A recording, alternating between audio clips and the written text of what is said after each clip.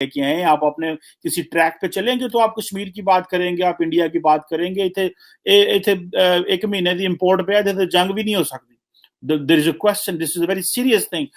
वो जो लोग कहते हैं कि देखिए फौजें जो होती हैं सिर्फ फौजें होने से लोग नहीं लड़ते, फौजों को असला देना पड़ता है, उनको खाना पीना, उनकी जिंदगी, उनकी चीजें मेंटेन करना, उनकी सिक्योरिटी, उनको राशन देना, उनको वेपन्स देना, उनको बहुत कुछ एक फौज को लड़ाने के लिए आपको पीछे हुकूमतों को, सरकारों को, अवाम को अपना पेट काटना पड़ता है। सो इस वक्त जारी बात है, पाकिस्तान की जो सारी सारी बात है तो वजीर आजम की टांगें कड़क जाएंगी। वो जो है वजीर आजम की टांगों में इतना वजन ही नहीं है, क्योंकि बहुत सारी अकाउंटेबिलिटी जो है वो क्रिएट होती है, अकाउंटेबिलिटी के केसेस बनाए जाते हैं अनफॉर्चुनेटली। तो ये मसाइल तो हैं। गिरफ्तारियां होनी है, खून अल्लाह ना करे गिर जाएगा, सिक्योरिटी क्राइसिस पैदा हो रहा है। मैं बार बार ये बात कहता हूं कि सिक्योरिटी क्राइसिस ये कराची में जो वो वाकया पेश वाकयात भी आया, देख चुके हैं जी डॉक्टर हाँ, साहब अभी बाकी तक। और वाकयात पेश आ रहे हैं, तो सिक्योरिटी क्राइसिस अपनी जगह पनप रहा है। और अगर वो ऐड हो गया इसमें पता ना मैन मेड या कोई और कोई वाकया, तो फिर ये मामला जो है सर वो आप तय होगी। इस तरह मुल्क नहीं चलते, इस तरह रियासतें नहीं चल, और नहीं चल इसको बैठ के कहीं ना कहीं हमने आगे जाके मतलब बैठना है ना सबने, या हमने बैठना ही नहीं है आपस में मुल्क को चलाने के। मुल्क रुक गया है एक जगह पे, रियासत रुक गई है, लोग परेशान हैं, उनको नहीं समझ में आ रहा कि नजर नहीं आ रहा कि क्या हो रहा है। और हम श्रीलंका से 4 हफ्ते दूर रह गए हैं बैंकक्रप्ट होने के लिए। ये मैं आपको फैक्ट बता रहा हूं कि अगर हम हुए नहीं ऑलरेडी तो 4 हफ्ते दूर है या 5 हफ्ते दूर है। ये सारी खबरों पे मैं चुप कर जाऊं और मैं कहूं कि नहीं, अल्लाह का बड़ा करम है हमारे ऊपर और पाकिस्तान हमेशा कायम रहने की।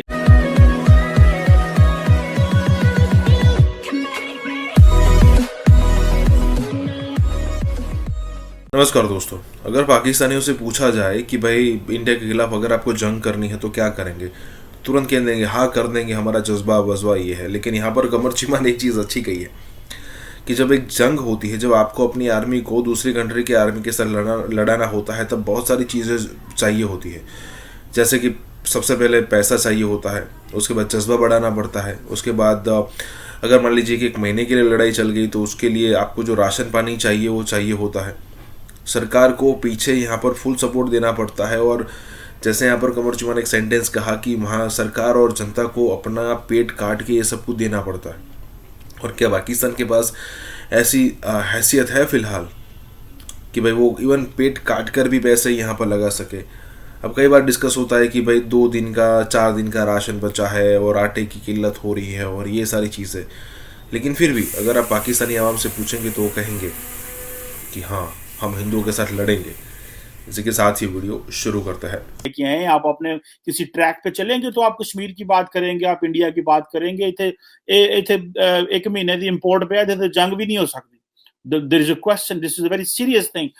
वो जो लोग कहते हैं कि देखिए फौजें जो होती हैं सिर्फ फौजें होने से लोग नहीं लड़ते, फौजों को असला देना पड़ता है, उनको खाना पीना, उनकी चीजें मेंटेन करना, उनकी सिक्योरिटी, उनको राशन देना, उनको वेपन्स देना, उनको बहुत कुछ एक फौज को लड़ाने के लिए आपको पीछे हुकूमतों को, सरकारों को, अवाम को अपना पेट काटना पड़ता है।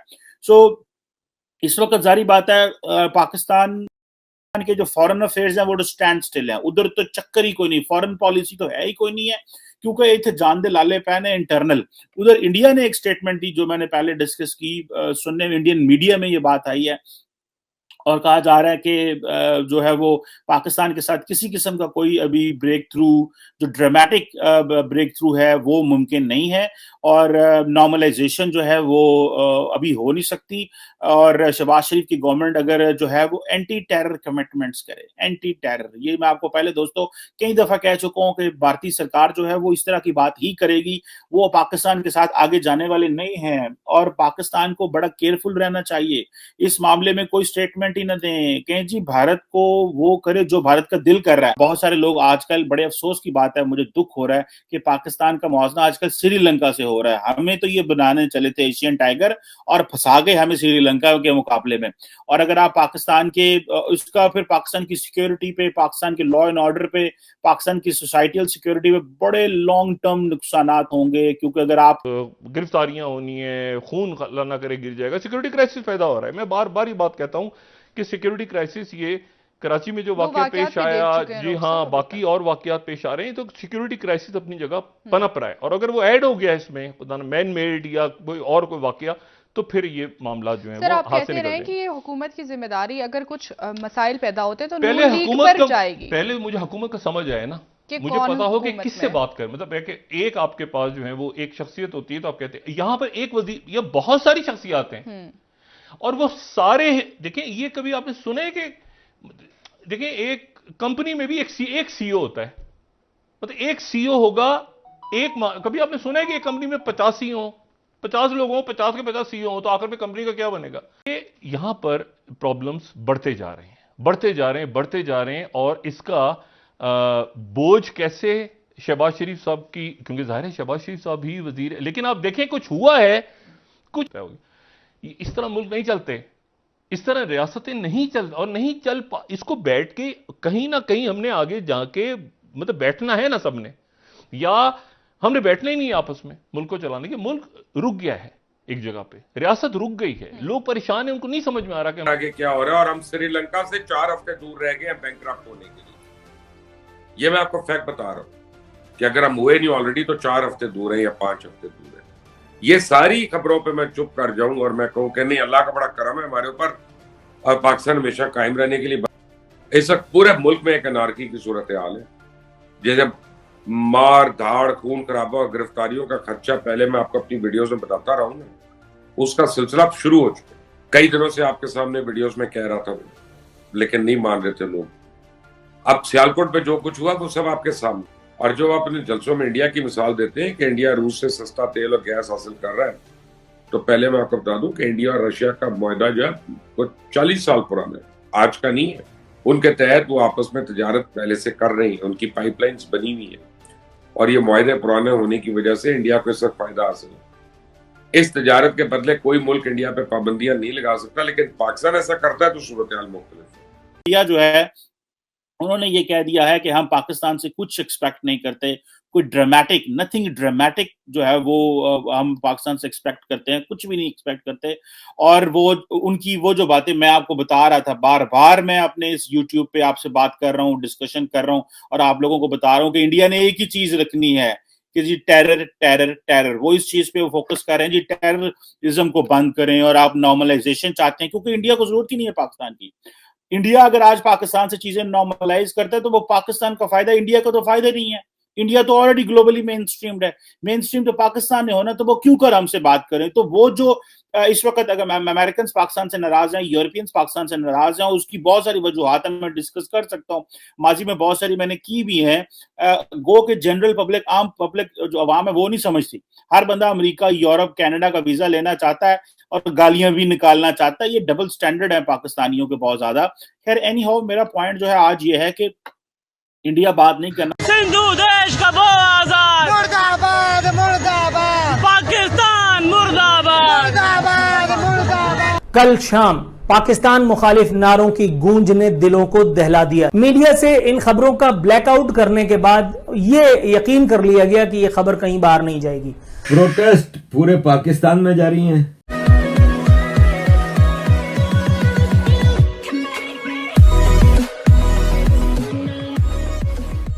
नमस्कार दोस्तों, पाकिस्तान में एक चीज़ आम होती जा रही है।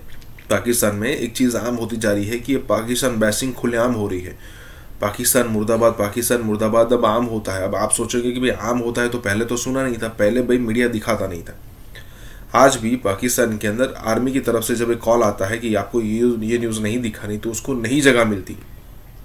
वो कई बार पाकिस्तानी यूट्यूबर्स है जो, या फिर कहे कि जो इंडिविजुअल पत्रकार है, वो अपने रिस्क पर ये सारी इन्फॉर्मेशन यहाँ पर फैलाने की ट्राई करते हैं। अदरवाइज जो मेन मीडिया है उसको टच भी नहीं करता, क्योंकि उनको पता होता है कि भाई यहाँ सिचुएशन ये हो सकती है। अब अगर आप कई सारी न्यूज़ ऐसी है, कई सारी, मतलब अगर आप वो टीटीपी वाली सिचुएशन हो कि भाई बम से उड़ा दिया, बलोचिस्तान वाली हो कि भाई उसने पाकिस्तानी आर्मी बलोचिस्तान के अंदर गई थी तो वहीं कहीं से निकली और नीचे बम था, गाड़ी मतलब चीथड़े उसके उड़ गए।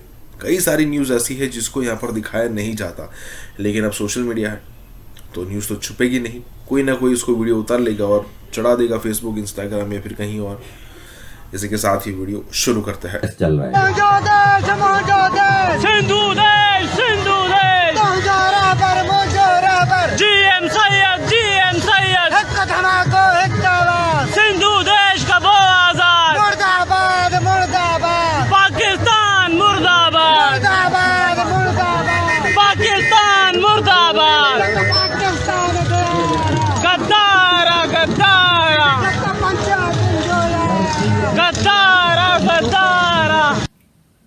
सिंध में प्रोटेस्ट चल रहा है, बलूचिस्तान में तो जंग हो रही है।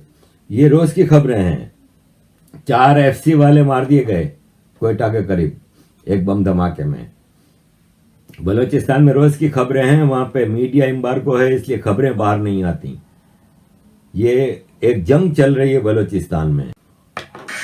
प्रोटेस्ट पूरे पाकिस्तान में जारी है। ये KPK में प्रोटेस्ट चल रहा है।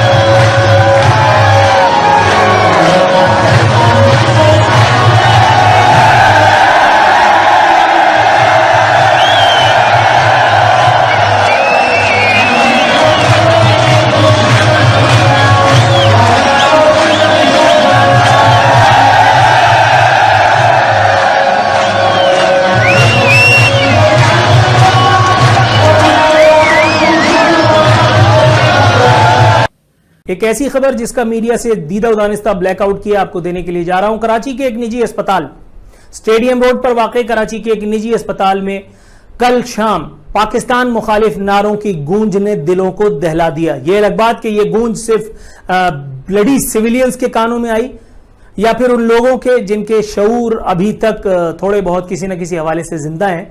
ये उन लोगों के कानों में बिल्कुल भी नहीं गई जो साहिब मसनद हैं, जो डिसीजन मेकर्स हैं, जो मूवर्स एंड शेकर्स हैं। मीडिया से इन खबरों का ब्लैकआउट करने के बाद यह यकीन कर लिया गया कि यह खबर कहीं बाहर नहीं जाएगी। कराची के निजी अस्पताल के कंपाउंड में, जो स्टेडियम रोड पर वाक़ अस्पताल है, उसके निजी अस्पताल के कंपाउंड में उस्मान काकड़ साहब की मौत की खबर आने पर पाकिस्तान मुखालिफ नारों से फजा गूंज उठी। पाकिस्तान के हवाले से, पाकिस्तान की अफवाज के हवाले से, पाकिस्तान के इदारों के हवाले से नाजेबा कलिमात सुनाई दिए। इंतहाई नफरत आमेज, इंतहाई इश्तियाल आमेज किस्म की, जिसको कहते हैं कि गुफ्तगू जारी थी। तकारीर तो नहीं उनको कहूंगा, लेकिन बहरहाल वो तूफान बदतमीजी जो वहां मचा हुआ था, वो हाहाकार अगर नहीं पहुंची तो सिर्फ हमारे उन लोगों तक नहीं पहुंची जो कुछ करने की पोजीशन में हैं। मुल्क का सबसे बड़ा शहर, मुल्क का इकोनॉमिक इंजन, इकोनॉमिक हब, पता नहीं क्या क्या जो पूरे मुल्क को चलाता है, जहां बकौल शख्स से कि आपने बड़ा अच्छा इंतजाम कर रखा है हर चीज का, जहां पे पुलिस भी है, जहां पे रेंजर्स भी है, जहां पे आर्मड फोर्सेस भी हैं। आर्मड फोर्सेस का ये काम नहीं है, मैं उनका तस्करा कर रहा हूं। जहां पे इंटेलिजेंस इदारे भी मौजूद हैं, उनका एक बाकायदा नेटवर्क भी यकीनन होगा। यह कैसे मुमकिन है कि एक अस्पताल के कंपाउंड में पाकिस्तान मुखालिफ नारे लगाए जा रहे हों और किसी अहम जगह पर कोई खबर नहीं गई? मेरा मकसद खुदा न खास्ता यहां ये फजा हमवार करना भी नहीं कि इंटेलिजेंस एजेंसियों ने क्यों कर क्रैकडाउन करके ना पश्तूनख्वा मिली अवामी पार्टी के नाराज कारकुनों को वहां से गायब कर दिया। नो सर, मैं कौन होता हूं ये किस्म की बेहुदा फरमाइश करने वाला? मेरे बताने का मकसद यहां सिर्फ यह है कि इंटरनेट पर वीडियोज वायरल होती हैं जिसमें बाकायदा सिंधी नेशनलिस्ट रेंजर्स के सामने पाकिस्तान ना खप्पे के नारे लगाते हैं और रेंजर्स वाले उनके मिन्नते तरले करते हैं। उनकी जो है वो सिर्फ पप्पी नहीं ली, सिर्फ उनके गालों को, उनके ठोड़ी को छू रहे थे, कि हाथ जोड़ रहे थे कि भाई नहीं करो, मान जाओ, बुरी बात होती है। सूरह यासीन का सिर्फ वजीफा करना रह गया था, उनकी नजर उतारनी रह गई थी, जैसे नानी अम्मा उतारा करती हैं। पश्तूनख्वा मिल्ली अवामी पार्टी का कोई कारकुन अपने किसी रहनुमा की शहादत या किसी मौत या नागहानी मौत या व्हाटएवर मशकूक मौत पर कराची के कल्ब में खड़े होकर के पाकिस्तान के खिलाफ नारे लगाता है, पाकिस्तान के अफवाज और इदारों के खिलाफ नाज़ेबा कलमात का इस्तेमाल करता है और किसी की जिसको कहते हैं कि नींद नहीं टूटती। कराची ही में पाकिस्तान मुखालिफ नारे लग रहे हैं और आपको पता नहीं है जनाब, ये कैसे मुमकिन है? इंटीरियर सिंध में वो सिंधी नेशनलिस्ट जिनका मैंने हवाला दिया, वो पाकिस्तान ना खप्पे के नारे लगा रहे हैं, आपको नहीं पता चलता। बैरिया टाउन में पाकिस्तान ना खप्पे के नारे लगते हैं वो सिंधी नेशनलिस्ट जो भर्रा मार के वहां पहुंचते हैं और जो ये बता देते हैं कि पाकिस्तान का कराची का कोई भी इलाका हो, किसी भी वक्त हम वहां किसी एक कॉल पर पहुंच सकते हैं। कराची में जो जलाओ घेराव हुआ था बेनजीर भुट्टो की मौत पर, वो भी सबने देखा। उस वक्त भी हमारे इदारे सत्तू पी करके सो रहे थे और आज भी कमोबेश ऐसी ही सूरत हाल है। वाले सही वो वाजपेयी साहब की थी। वाजपेयी साहब को एक वोट से वो आजकल बड़ी सोशल मीडिया में उनकी तकरीर चल रही है, क्या खूबसूरती से छोड़ के गए। और वो एक बात कह के गए थे, मुझे एक वोट से आपने आज हराया है, मैं जा रहा हूँ, कांग्रेस को मुबारक हो। पर मैं ये आज कह के जा रहा हूँ कि ये कांग्रेस पार्टी इसके बाद से ये आहिस्ता आहिस्ता जवाल पजीर होगी और ये नहीं रहेगी। और आजकल यही हाल हुआ है कि वहाँ पे बिल्कुल जो है तकरीबन ख़त्म होने को कांग्रेस पार्टी आ गई है। तो आप सही कहते हैं कि वो, मगर वो बीच में रहे, ही remained an active. Imran Khan साहब 5 साल पूरे करते ना, ये वापस नहीं आ सकते थे। मैं व्यू हमने जितनी इनकी चीज़ें देखी हैं, इनसे इकॉनमी नहीं संभली, इंतहाई इनके पास टोटल ना तजर्बाकार टीम। ये जो कहते थे आमिर भाई ठीक कहते, पहली दफ़ा जो जीत के आए उन्होंने मरवाया है। माइंड सेट है भारत के इस पार, जबकि भारत के अंदर आपने वाजपेयी साहब का अभी कोट किया, वो सारे का सारा जो पार्लियामेंट का प्रोसीजर था उन्होंने ग्रेसफुली उसको एक्सेप्ट किया। और ये सिर्फ बात अटल बिहारी वाजपेयी जी के संस्कारों की नहीं है सर, ये अटल बिहारी जी के मन का ये विश्वास है कि जिस सदन में मैं खड़ा हूं, जिस पार्लियामेंट में मैं खड़ा हूं, ये पार्लियामेंट मुझसे बड़ी है। उनका विश्वास है कि ये देश भारत ये मुझसे कई गुना बड़ा है। ये जो मेरे साथी हैं साथ में बैठे हैं ये मुझसे बड़े हैं।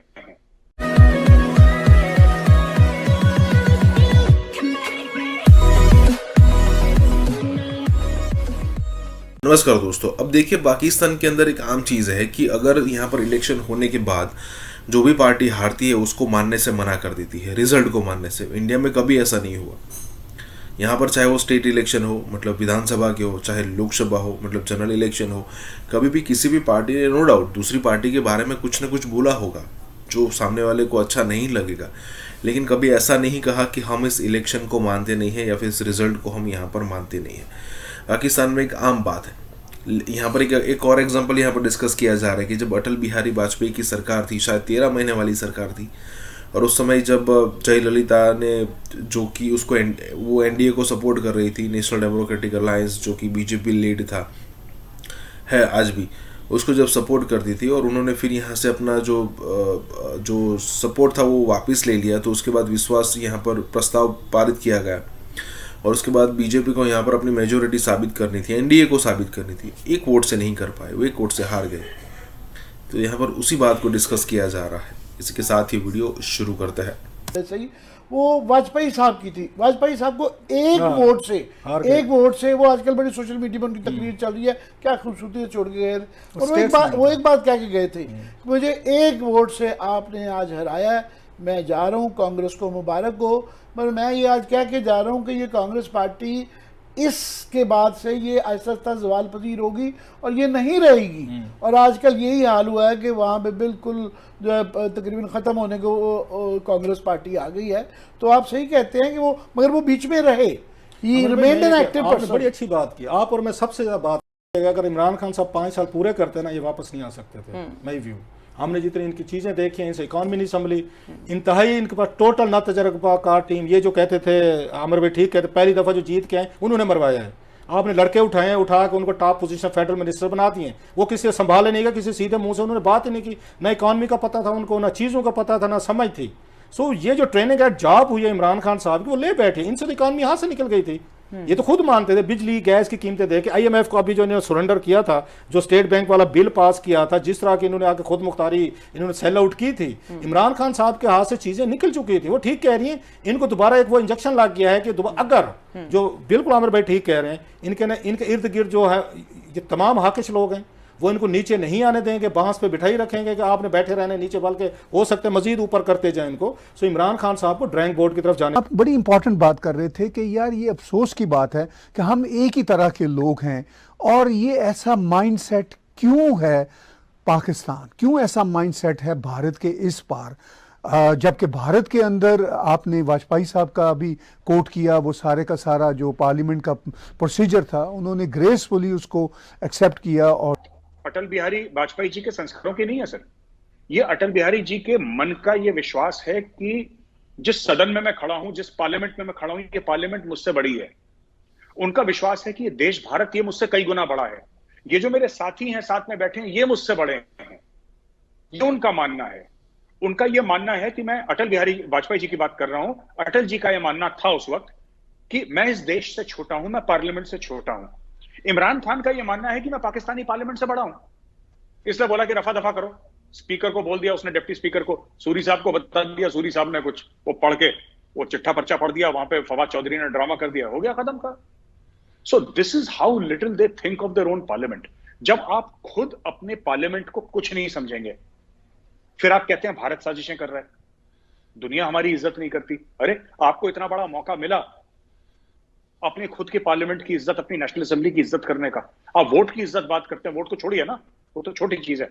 बड़ी चीज क्या है? पार्लियामेंट है मुल्क का, नेशनल असेंबली है। इनको इतना सुनहरा मौका मिला एक पूरी दुनिया को।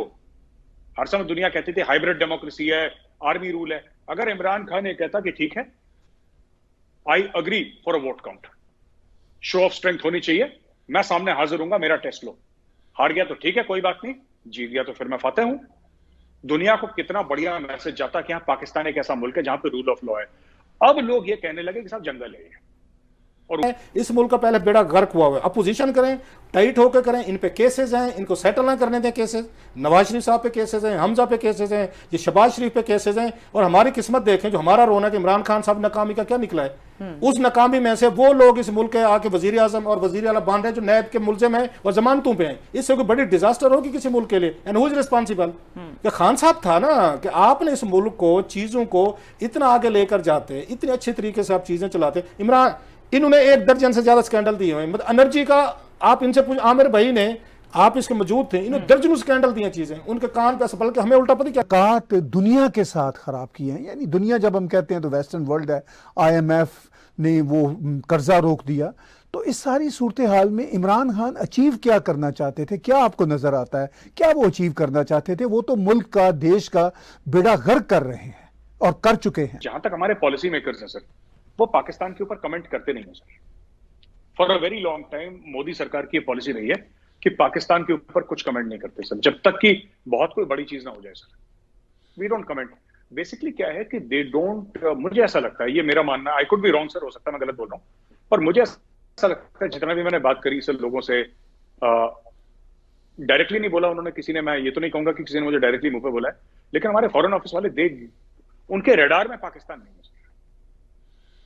उनके रडार में इंडो पैसिफिक है, उनके रडार में चाइना है, यूरोपियन यूनियन है, अफ्रीका है sir, neighbouring country. India India India क्यों हो रहा है इंटरनेशनल मीडिया? हम IT को देख लें, हम स्पेस साइंसेस को देख लें, हम लोग स्टडीज़ को देख लें, हम लोग बहुत सारी चीज़ों में देख लें, तो इंडिया हमें जो है वो टॉप पोजीशंस पर नजर आता है। इंडिया की भी तो एक है ना, एक खुद मुख्तारी है, उनका एक हिस्टोरिकल इमेज है। वो कभी नॉन अलाइंड मूवमेंट के वो हेड होते थे, वो लीडर होते थे। इसलिए इंडिया जो है वो अपने ऑप्शंस ओपन रखता है।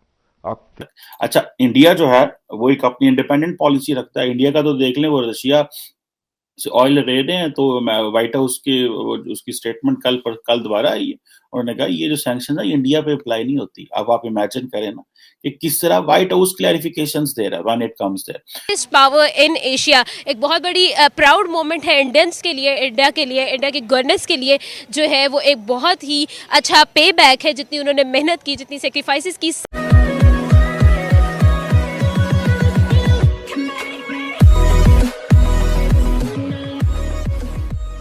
नमस्कार दोस्तों, अब ये बात बिल्कुल सच है कि इंडिया के बारे में जितना इंडिया डिस्कस नहीं करता ना, उतना पाकिस्तान डिस्कस करता है। पाकिस्तान के यूट्यूबर्स डिस्कस करते हैं कि भाई ज़रा देखिए कि इंडिया की इतनी अच्छी सिचुएशन कैसे हो रही है, आखिरकार हमने ऐसी कहाँ गलती कर दी और इंडिया ने यहाँ पर कैसे, कब उन्होंने अच्छे स्टेप्स यहाँ पर भर लिए या फिर कहे कि उन्होंने चल दिए कि भाई यहाँ से उनकी जो ग्रोथ थी वो अच्छी हो गई। देखिए, इंडिया पहले से पोटेंशियल एक कंट्री था, नो डाउट पाकिस्तान भी था, क्योंकि आज की अगर उनकी पॉपुलेशन काउंट करो 22-25 करोड़ की तो कम नहीं कहलाती। लेकिन आज जो है ना, पूरी दुनिया इंडिया को अपने पाले में रखना चाहती है, मतलब अपने साथ रखना चाहती है, चाहे वो रशिया हो, चाहे अमेरिका हो, चाहे चाइना हो, चाहे पूरा का पूरा वेस्ट ब्लॉक हो। कहने का मतलब ये है कि इंडिया ने जिस तरीके से राइज किया है ना, वो पूरी तरीके से यहाँ पर डिस्कस किया जा रहा है कि भाई चाहे वो नॉन अलाइनमेंट जो थी, मतलब पूरा का पूरा जो दुनिया थी वो रशिया और अमेरिका के बीच में जब डिवाइड थी, तब इंडिया ने नॉन अलाइन यहाँ पर रहकर उसकी लीडरशिप भी की थी। यहाँ पर यही सारी बात हो रही है। इसी के साथ ही वीडियो शुरू करते हैं। इंडिया इंडिया क्यों हो रहा है इंटरनेशनल मीडिया? इंडिया एक्चुअली एक नेशन के तौर पर वर्क कर रहा है, तो उनकी अवाम भी लॉयल है गवर्नमेंट के साथ, और उनकी जो लीड क्लास है वो भी लॉयल है, और कलेक्टिवली जो मेहनत कर रहे हैं ना, अब देखें उनमें कुछ फैक्टर्स और भी हैं, लाइक डेमोक्रेसी भी है, उनकी गवर्नमेंट भी अच्छी है, और वो चीज़ों को लेके बहुत सीरियस हैं, स्ट्रगल कर रहे हैं। लाइक आप IT डिपार्टमेंट देख लें, ठीक है, आपका गूगल का CEO है, ट्विटर का CEO है, और बहुत सी चीज़ें हैं जो IT में हैं। अब आपको भी आइडिया होगा कि इंडिया को सिलिकॉन वैली भी कहते हैं, ठीक है, तो चीज़ें जो है ना वो बड़ी सीरियस लेकर चलते हैं, वो वर्किंग कर रहे हैं, हार्ड वर्क कर रहे हैं। हर फील्ड में आप चले जाएँ, आप स्पोर्ट्स में चले जाएँ, लाइक IPL देख लें, ठीक है, और सॉकर लीग उनकी देख लें, और उसके अलावा हॉकी देख लें, जो भी फील्ड चले जाएँ, IT चले जाएँ, गेम्स चले जाएँ, आप इंडस्ट्री चले जाएँ, लाइक बॉलीवुड, जो दुनिया में हॉलीवुड के बाद मेरे ख्याल से बॉलीवुड ही चलता है ज़्यादा। तो किसी भी फील्ड में चले जाएँ, वो एज ए नेशन एक अच्छा परफॉर्म कर रहे हैं और अच्छा परफॉर्म करने की कोशिश कर रहे हैं। तो मेरे ख्याल में यही रीज़न है कि हर तरफ जो है वो इंडिया ही चल रहा है। तो एक है ना, एक खुद मुख्तारी है उनका, एक हिस्टोरिकल इमेज है। वो कभी नॉन अलाइंड मूवमेंट के वो हेड होते थे, वो लीडर होते थे, इसलिए इंडिया जो है वो अपने ऑप्शंस ओपन रखता है। अच्छा, इंडिया जो है वो एक अपनी इंडिपेंडेंट पॉलिसी रखता है। इंडिया का तो देख लें, वो रशिया से ऑयल ले रहे हैं, तो व्हाइट हाउस के उसकी स्टेटमेंट कल दोबारा आई है, उन्होंने कहा ये जो सैंक्शन है इंडिया पे अप्लाई नहीं होती। अब आप इमेजिन करें ना कि किस तरह व्हाइट हाउस क्लैरिफिकेशंस दे रहा है व्हेन इट कम्स देयर। अब अगर बांग्लादेश के सिक्योरिटी कोऑपरेशन देखा जाए तो ये कुछ ऐसे हैं जो सिक्योरिटी कोऑपरेशंस बांग्लादेश कर रहा है, जिस तरह general security of military information agreement है या एक्विजिशन एंड क्रॉस सर्विसिंग एक एग्रीमेंट है। ये बेसिकली डिफेंस एग्रीमेंट्स जो बांग्लादेश कर रहा है उसके साथ। फिर इसी तरह इंडो पैसिफिक में टेररिज्म के हवाले से जो है वो डायलॉग की बात हो रही है। और दूसरा ये है कि डिफेंस एग्रीमेंट्स मजीद जो हैं वो बढ़ा सकते हैं, उसके ऊपर भी बात होगी कि किस तरह, क्योंकि बांग्लादेश को वो एक ऐसे इंडो पैसिफिक पार्टनर के तौर पे ले रहे हैं अमेरिकन। जब आप उनको इंडो पैसिफिक पार्टनर के तौर पे लेंगे तो आपको वो इन्वेस्टमेंट्स भी करेंगे। आप रिसेंटली, आपको याद है जो अमेरिका के former secretary of state Mike Pompeo थे, वो जाते जाते आई थिंक मालदीव्स में भी अपनी जो एम्बेसी खोल गए थे, वहां पे उनकी एम्बेसी नहीं थी आई थिंक। सो ये जो चीजें हैं वो इंडो पैसिफिक के हवाले से काफी काम हो रहा है। ख्याल है कि इंडिया ने भी अमेरिका को ये कहा है कि आप बांग्लादेश को लूप में लें, सो दैट बांग्लादेश जो है वो जैसे कहना प्रॉपरली, हमारा तो इन्फ्लुएंस है ही है, लेकिन चाइना के उसमें इन्फ्लुएंस में ना है। जिस तरह क्वाड के तौर पे बांग्लादेश ने अपने आप को नहीं जो है वो किया। और अमेरिकन ने एक चीज नोट की है कि बांग्लादेश का जो ट्रेंड है वेपन्स प्रोक्योरमेंट का, वो सारा टिल्ट कर रहा है चाइना की तरफ। तो why not ask India to give weapons to. कि क्या रीज़न है? अगर हम IT को देख लें, हम स्पेस साइंसेस को देख लें, हम लोग स्टडीज़ को देख लें, हम लोग बहुत सारी चीज़ों में देख लें, तो इंडिया हमें जो है वो टॉप पोजीशंस पर नज़र आता है। वाई? एक तो इंडियंस जो हैं they invest more in education as compare to Pakistan. उनकी जो भी एजुकेशन की सीट्स हैं they more meritorious as compare to Pakistan. और इंडिया में यूनिवर्सिटीज़ ज़्यादा हैं, मेरिट बेस्ड यूनिवर्सिटीज़ ज़्यादा हैं, और इंडियंस इस वजह से पाकिस्तान से ज़्यादा प्रोग्रेस कर रहे हैं। अपॉर्चुनिटी ज़्यादा दे रहा है India Pakistan. Ma'am, being a medical student, आपको क्या लगता है कि इंडिया में जो है, अगर हम अपने जो है स्टैट्स को देखें तो यहाँ पाकिस्तान में सिर्फ 1.5 आई गेस मिलियन जो है वो डॉक्टर्स हैं, वहाँ पर 18 मिलियन डॉक्टर्स हैं, तो इतना बड़ा डिफरेंस क्यों? सबसे पहले तो बिकॉज ऑफ पॉपुलेशन, और उसके बाद उनकी जो पब्लिक हॉस्पिटल्स हैं वो भी अगैन उसका भी रेशो ज़्यादा है। तो ये वजूहात, मेनली 2 वजूहात है जिसकी वजह से डॉक्टर ज़्यादा इंडिया में बन रहे हैं। बिल्कुल सही। अच्छा, क्या लगता है कि पाकिस्तान में जो है एजुकेशन, आपने बात की, तो एजुकेशन को जो है इम्प्रूव करने का और सिस्टम को चेंज करने का क्या तरीका है? पॉलिसीज़ में कंसिस्टेंसी इंपॉर्टेंट है। नहीं, उन्होंने फिर अमेरिका के जहाज लेने से सवाल साथ ये भी पैदा है ना कि इंडिया जो अब विंडो देख रहा है वो इसलिए देख रहा है कि उसको पता है कि पता नहीं अमेरिका आता है नहीं आता साथ, जो कि बड़ी सूरत हाल क्रिएट हुई ना कि आप उनका वैक्सीन नहीं मान रहे, आपने ये बीच में मुस्तकिल। उन्होंने एक विंडो निकाली कि रशिया, ठीक है, रशिया के साथ वो गए। क्या रशिया चाइना से अलग हो रहा है अभी? और क्या इंडिया के साथ जाएगा? यार मुझे बुरा लगता है क्योंकि आपके हर सवाल का मेरे पास जवाब ये है कि मुझे नहीं पता। अच्छा देखिए ना, मेरा तो प्रेमिस ही है कि हमें नहीं पता। और जब आपको नहीं पता कि कौन कहां बैठ रहा है तो फिर अक्लमंदी ये होती है कि अपने ऑप्शंस ओपन रखो, जैसे भारत ने रखे। देखिए ना, इंडिया अक्लमंद मुल्क है। इंडिया जो है बड़ी एक उनकी हिस्ट्री है, वो समझते हैं इन बातों को। वो उन्होंने भी अर्थशास्त्र उन्होंने भी पढ़ी हुई है। मेरा सवाल ये, तो वो ये कहते हैं कि फिर आप जो है आप रूस से कुट्टी करने का कोई फायदा नहीं। मेरा सवाल ये है, क्या रशिया चाइना आपको पिछली कोल्ड वॉर की तरह, आप कह रहे हैं न्यू कोल्ड वॉर है या नहीं, अगर होती, हाँ, इसमें अभी फ्यूचर का तो हम 10 साल बाद की बात नहीं कर सकते, अभी आप लेके जाए ना, एक तो इंडियन इन्फ्लुएंस बढ़ रहा है सेंट्रल एशिया में, ठीक है जी, ऊपर से अफगानिस्तान के मामलात खराब हैं, आपका जो मुस्तकबिल है सारी ग्लोबल डिस्कशन से, जो रीजनल डिस्कशन में कह रहा हूँ, इससे बाहर है। हमारे क्या मसाइल हैं? हम वही पुराने रोने रो रहे हैं जनाब, अफगानिस्तान में ये हो गया, इस्लामोफोबिया ये हो गया, जो है वो कश्मीर के मसले वहीं पे बैठे हुए हैं, इंटरनली हमारी जो डेमोक्रेटिक मामलात हैं वो खराब पड़े हुए हैं, और हम वो अपनी पुरानी कहानी सुना रहे हैं। और उधर वो जो इंडिया का तो खैर मल्टीलैटरल रिलेशनशिप है ही है। बांग्लादेश जो है वो आईटी में वहाँ पे इन्वेस्टमेंट जो अमेरिकन कर रहे हैं, उसके साथ साथ जो है वो जैसे बिजनेस पार्टनरशिप जो है वो बांग्लादेश के साथ जो है वो अपनी एनहांस कर रहे हैं, because at the end of the day American understand करते हैं कि हमें चाइना का जो ज्यादा इन्फ्लुएंस है उसको इंडिया के साथ मिल के बांग्लादेश में कम करना है। So India and America जो है they are working together to reduce the Chinese influence. है मिलकर काम करते हैं। वहाँ की सबसे बड़ी बात टैलेंट जो है उसको सराहा जाता है, टैलेंट की कदर की जाती है। इंडस्ट्री में देखा जाए तो वहाँ पे जितने टैलेंटेड लोग हैं, बच्चे हैं, वो इस फील्ड में बहुत आगे हैं। उनकी इंडस्ट्री भी काफ़ी आगे है पाकिस्तान से, और वो क्योंकि उनका टैलेंट जो है माना जाता है। बच्चे देखें यहाँ पे, वहाँ पे अगर शो होते हैं, शो के दौरान भी किसी बच्चे का टैलेंट है तो उसको आगे लेकर चलते हैं, उसको पीछे नहीं करते। पाकिस्तान में अगर कोई रियलिटी शोज़ हैं, इसके अलावा उनकी एजुकेशन काफ़ी अच्छी है।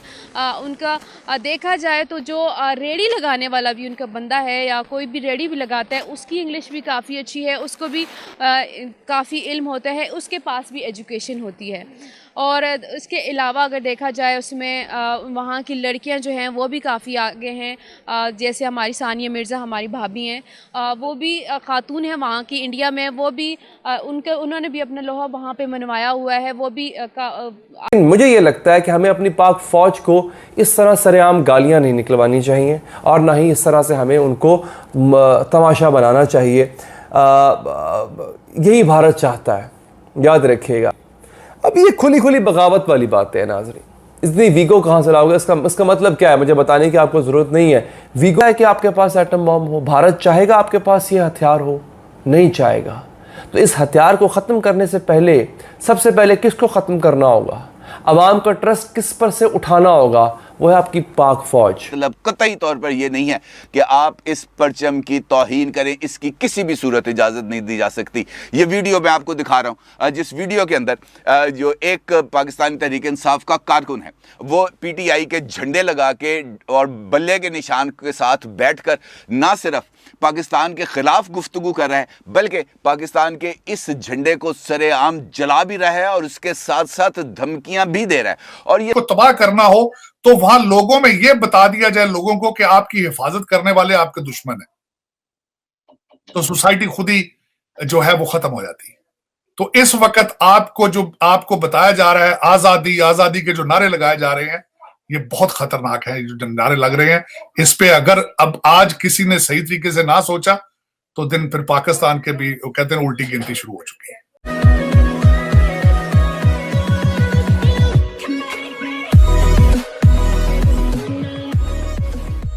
नमस्कार दोस्तों, पाकिस्तान के अंदर बगावत होना आम बात होती जा रही है। पाकिस्तान मुर्दाबाद बोलना, पाकिस्तान मुर्दाबाद के नारे लगाना, पाकिस्तानी आर्मी के खिलाफ यहाँ पर प्रोटेस्ट करना। क्योंकि देखिए, आज से अगर कुछ सालों पहले देखें तो सारी चीज़ों के खिलाफ कुछ ना कुछ होता था, छोटी मात्रा में होता था, लेकिन पाकिस्तानी आर्मी के खिलाफ कुछ नहीं होता था। अब पाकिस्तानी आर्मी के खिलाफ भी बोला जा रहा है और सब कुछ हो रहा है। और अब तो ये हो रहा है कि पाकिस्तान का झंडा भी जलाया जा रहा है, वो भी पाकिस्तान के अंदर। और यहाँ पर बात हो रही कि ये तो खुली बगावत है। ये बात बिल्कुल सच है, क्योंकि देखिए, जब आप अपनी जनता को, आप अपनी आवाम को यहाँ पर ठीक तरीके से फैसिलिटीज़ नहीं प्रोवाइड करेंगे और ये चीज़ बहुत ही लंबे समय तक चलती रहेगी, बेरोज़गारी महंगाई बहुत बड़े मात्रा में चलती रहेगी, तब लोग ऑटोमेटिकली अपने आसपास के कंट्री की प्रोग्रेस देखेंगे। अब उनके लिए बेस्ट एग्जांपल है इंडिया, और उनको यहाँ पर दुख इस चीज़ का भी होता है कि इंडिया सबसे बड़ा दुश्मन है पाकिस्तान का, फिर भी ग्रोथ कर रहा है। तो कहीं ना कहीं उनको लगेगा, और ये चीज़ अब होना आम बात हो जाएगी, चाहे वो पाकिस्तान मुर्दाबाद करना हो, चाहे पाकिस्तान के झंडे जलाने हो। इसी के साथ ये वीडियो शुरू करते हैं। लगता है कि हमें अपनी पाक फौज को इस तरह सरेआम गालियां नहीं निकलवानी चाहिए, और ना ही इस तरह से हमें उनको तमाशा बनाना चाहिए।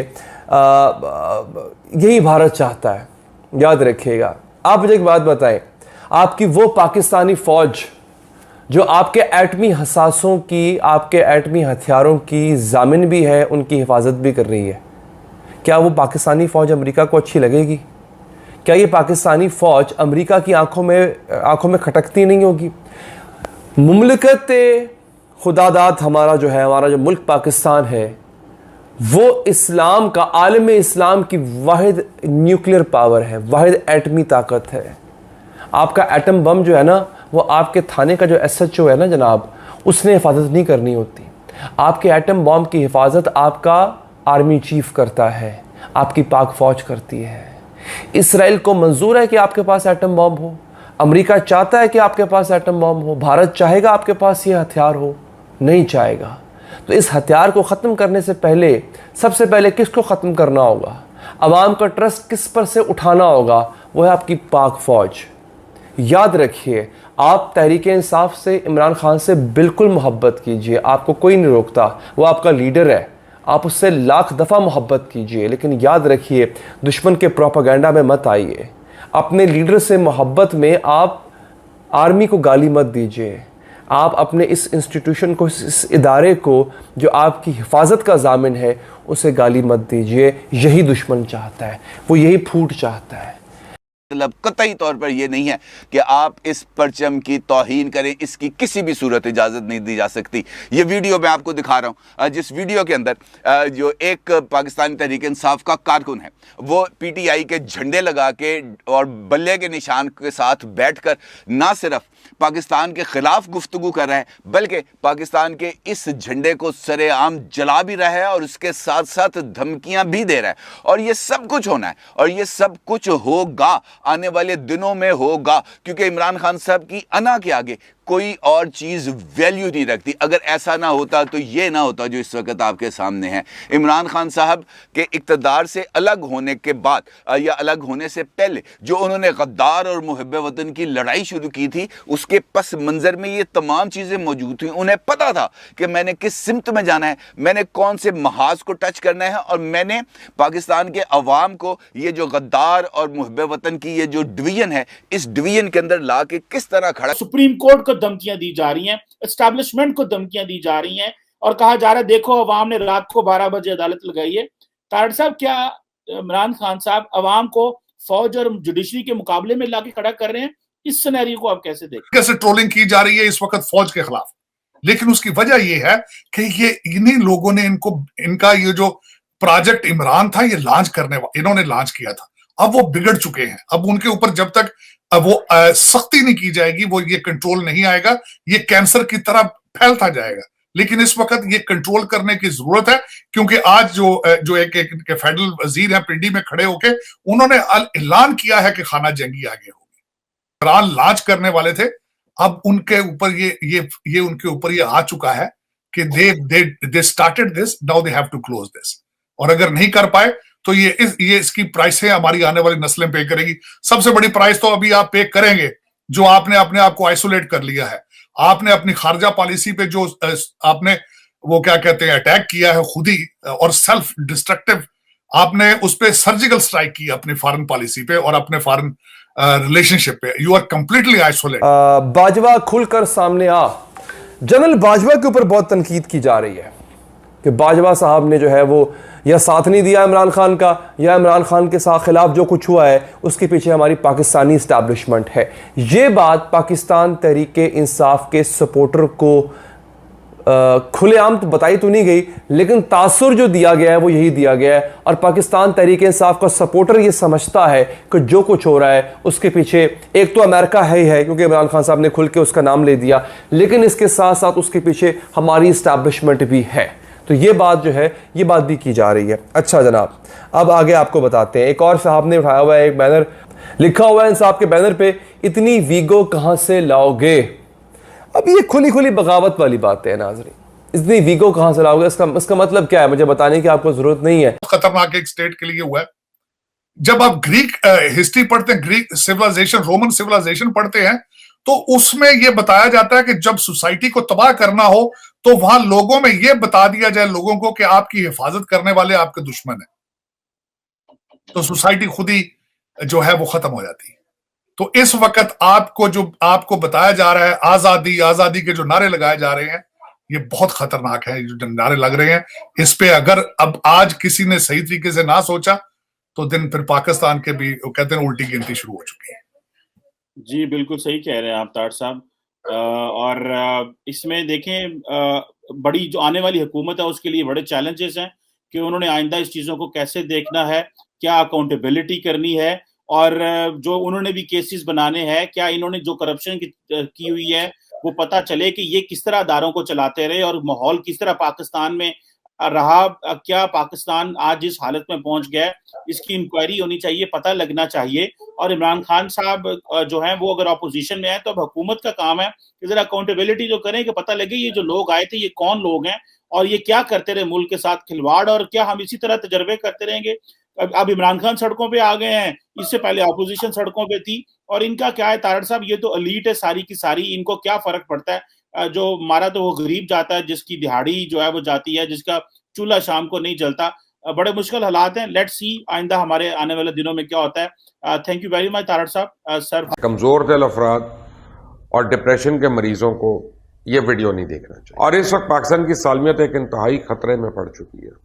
खाकम बदहन वो दिन दूर नहीं जब आलमी इदारे हमारे एटमी सांसों का सौदा करने का जाल फेंकेंगे, या श्रीलंका की तरह हमें अपनी कोई कीमती बंदरगाह जो है वो गिरवी रखनी पड़ जाएगी, और हमारे आगे कुआं और पीछे खाई। अल्लाह ना करे। आप लोगों को लानत है अल्लाह की कि आपको ऐसे हुक्मरान मिलते हैं। सब कुछ बेच दिया, आपके मुल्क में कुछ बाकी नहीं रहा, या तो बेच दिया या फिर उसको गिरवी रख दिया। है कि पाकिस्तान कर्जों, कमाई और अखराजात के ऐसे घनचक्कर में फंस चुका है कि इसे बाहर निकलने का रास्ता नहीं मिल रहा। यहाँ तक कि हुकूमत चलाने के लिए भी ये पैसा अवाम का खून चूस कर टैक्सों की सूरत में पूरा करना पड़ता है।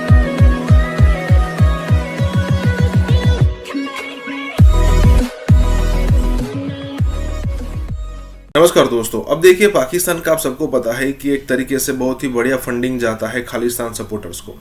अब देखने वाली बात यह है कि खुद जो है वो भीख मांगकर पैसा लाते हैं, बाहर से कटोरा लेकर जाते हैं। अब देखिए इंडिया के अंदर क्या होता है कि जो सेंसेक्स का जो या फिर कहे कि जो मार्केट है उछाल इसीलिए आता है कि भाई कोई ना कोई अच्छी न्यूज़ होती है, बड़ी न्यूज़ आती है, इंडिया का किसी कंट्री के साथ ट्रेड बढ़ गया, या फिर कहे कि किसी प्रोडक्ट में उसकी बिक्री भी ज़्यादा हो गई, या फिर कहे कि उसकी डिमांड ज़्यादा होने लगी तो उछाल हो गया। पाकिस्तान में कहीं से 1-2 बिलियन 2-4 बिलियन की अगर उधार मिल जाता है ना तो शेयर मार्केट उनका ऊपर आ जाता है। कहने का मतलब ये है कि ये सारी चीज़ें चल रही है, उधार के पैसों से पूरा का पूरा पाकिस्तान चल रहा है, और फिर भी क्या है उसमें से अच्छा खासा फंडिंग जाता है खालिस्तान सपोर्ट्स को सपोर्ट करने के लिए। अब 1971 के अंदर जो इंडिया ने पाकिस्तान के 2 टुकड़े किए ना, वो आज भी 50 साल से ऊपर हो गए, लेकिन फिर भी पाकिस्तान भूलने को तैयार नहीं है, और उनको लगता है कि हम भी इंडिया को ऐसा एक जख्म देंगे जैसा हमें मिला है, लेकिन ऐसा अब तक होता नहीं दिख रहा। इसी के साथ ये वीडियो शुरू करते हैं। आप लोगों से रिक्वेस्ट करूंगा कि कमजोर दिल अफराद और डिप्रेशन के मरीजों को ये वीडियो नहीं देखना चाहिए, क्योंकि आज की वीडियो में मैं आपको होशरुबा मालूमात फराहम करूंगा जिससे ये साबित होता है कैसे पाकिस्तान के फैसला साज पाकिस्तान के डेथ वारंट्स पे दस्तखत कर चुके हैं अपेरेंटली, और पाकिस्तान एक ऐसी मुसीबत में फंस चुका है जिससे निकलना मौजूदा दौर तो दूर की बात है, अगले कई अशरों में भी पता नहीं कैसे हम निकल पाएंगे। और मुझे तफसील बताते हुए जनरल मुशर्रफ की वो बात याद आ गई थी जिसमें उन्होंने कहा था कि पाकिस्तान का अल्लाह ही हाफिज। पता नहीं उनको पता था कि अगले 10 सालों में पाकिस्तान के साथ क्या घिनौना खेल खेला जाएगा। और इस वक्त पाकिस्तान की सालमियत एक इंतहाई खतरे में पड़ चुकी है। खाकम बदहन वो दिन दूर नहीं जब आलमी इदारे हमारे एटमी सांसों का सौदा करने का जाल फेंकेंगे, या श्रीलंका की तरह हमें अपनी कोई कीमती बंदरगाह जो है वो गिरवी रखनी पड़ जाएगी, और हमारे आगे कुआं और पीछे खाई। अल्लाह ना करे हमें वो दिन देखना पड़े, और अल्लाह ताला पाकिस्तान का हामी और नासिर हो।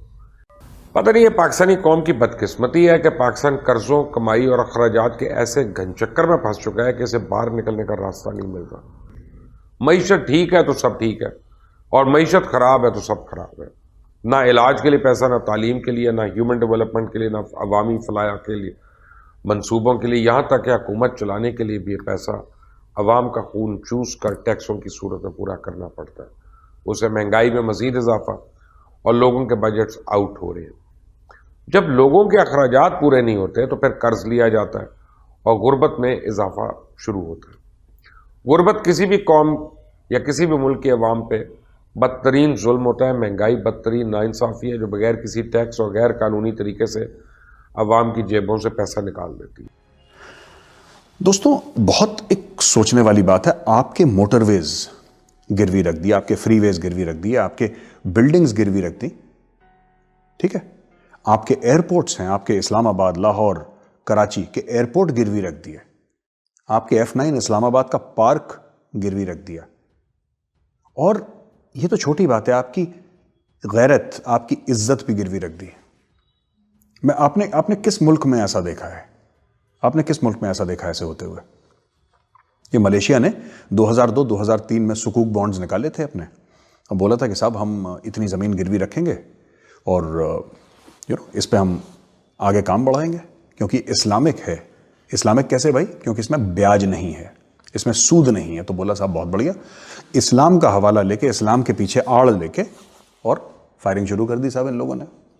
अच्छा, आप लोगों ने सीखा बहुत जल्दी और आपने अपने पूरे कौमी असासे चीनियों के कदमों पे रख दिए, और इस हमाम में सब नंगे हैं दोस्त, चाहे वो नवाज शरीफ हो, चाहे वो जरदारी हो, चाहे वो परवेज मुशर्रफ हो, और अब मर्द मोमिन मर्द हक कि आपको ऐसे हुक्मरान मिलते हैं। सब कुछ बेच दिया, आपके मुल्क में कुछ बाकी नहीं रहा, या तो बेच दिया या फिर उसको गिरवी रख दिया। किसी भी मुल्क की सालमियत की बुनियाद इस बात पर होती है कि उस मुल्क के पास पैसा कितना है, उसके रिजर्व्स क्या है, उस मुल्क की जीडीपी किस शरह से तरक्की कर रही है। रशिया के पास अमेरिका से कई गुना ज़्यादा असला था, सोवियत यूनियन, लेकिन वो टूट गया। क्यों? क्योंकि उसकी इकॉनमी डूब रही थी और उस पास इतनी बड़ी फौज को ही चलाने के लिए अखराजात नहीं थे।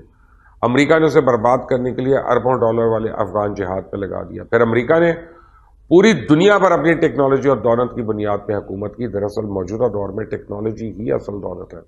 इस वक्त पाकिस्तान पे 45,000 अरब रुपए के कर्जे हैं, जिसमें 112 अरब डॉलर बैरूनी कर्जे हैं। पाकिस्तान इन कर्जों की मद में सालाना 3,000 अरब का सूद दे रहा है, और 2020 के बजट में तकरीबन 2,946 अरब रुपए कर्जों की सूद के सूरत में रखा गया, जो अफवाज पाकिस्तान के बजट से 3 गुना ज्यादा। पाकिस्तान जिस भंवर में गिर चुका है, इसके कर्जों में मुसलसल इजाफा होता जा रहा है। क्यों? क्योंकि जब आपने कर्जों का सूद भी कर्ज लेकर देना है, तो फिर असल रकम के साथ कर्ज मजीद नहीं बढ़ेगा, तो और क्या होगा। अब पाकिस्तान की बदकिस्मती है कि पाकिस्तान ने अरबों डॉलर कर्ज लिया।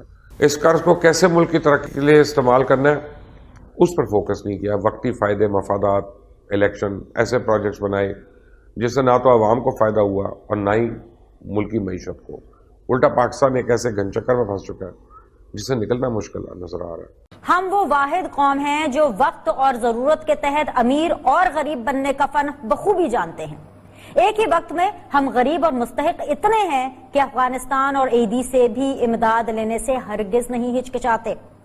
कोरोना जैसी मूजी बीमारी की वैक्सीन तक चीन से खैरात में ले लेते हैं और फिर सीना ठोक कर टेलीविजन पर कौम को बराहे रास्त टीके लगाने की बाकायदा तशहीर की जाती है, और इसे कमाल ढिठाई से वजीर आजम के कमाल विजन से मंसूब भी कर दिया जाता है। गरीब इतने हैं कि इस्लामाबाद के चंद सरकारी स्कूल्स की बसों के लिए 30 करोड़ रुपए सालाना हुकूमत वक्त को गिरा गुजरते हैं और खाली खजाने का रोना रोते हुए फंड्स जारी करने से इनकार कर देते हैं। इमरान खान की हुकूमत की तरफ से इस्लामाबाद का F9 पार्क गिरवी रखने पे अवाम में बड़ा गुस्सा देखा गया, लेकिन फिर इमरान खान ने उसको रिजेक्ट कर दिया और उस बात सोचा कि इस्लामाबाद क्लब को हम गिरवी रखते हैं। लेकिन ये सिलसिला 2006 से शुरू हो चुका था। उस वक्त पाकिस्तान के कई highways, motorways, airports, PTV, radio station building, कई चीजें गिरवी हैं। 2006 में शौकत अजीज की हुकूमत ने M1, M4, IMDC और ओकरा बाईपास को गिरवी रखा। इसके बाद इसहाक डार ने 2014 में $1 बिलियन के एवज Hafizabad Lahore section of the motorway, जबकि 49 अरब के बदले Faisalabad Pindi Bhattia section of the motorway 2013 से 2016 के दरमियान कराची जिना इंटरनेशनल एयरपोर्ट 492 अरब के एवज गिरवी रखा गया। फिर PTV की रेडियो पाकिस्तान के असासे भी उसी दौरान गिरवी रखे गए और 1000 अरब रुपए अपने दौरे हुकूमत के आखिरी साल में इलेक्शन के पेश नज़र डेवलपमेंट पे खर्च किए गए। अब 1947 से लेकर 2014 तक पाकिस्तान का कर्जा 7,000 अरब रुपए था। 30,000 अरब रुपया पीपल्स पार्टी और नून लीग ने अपने 10 साल में कर्ज लिया और तहरीक इंसाफ की हुकूमत 15,000 अरब अभी तक कर्जा ले चुकी है। क्या कोई है जो हमें बताए कि अगर पाकिस्तान को चाइना ने भी कर्ज लेने से मना कर दिया तो पाकिस्तान किस दर पर ठोकर खाएगा, किससे अपनी सालमियत का सौदा करेगा? क्या कोई है जो बताए कि गुज़श्ता 12 सालों में वापस करने वाले के लिए लिया जाने वाला कर्जा बुलेट ट्रेन की रफ्तार से क्यों भाग रहा है? क्या कोई है जिसके पास पाकिस्तान की कौम के दुखों का मदावा हो?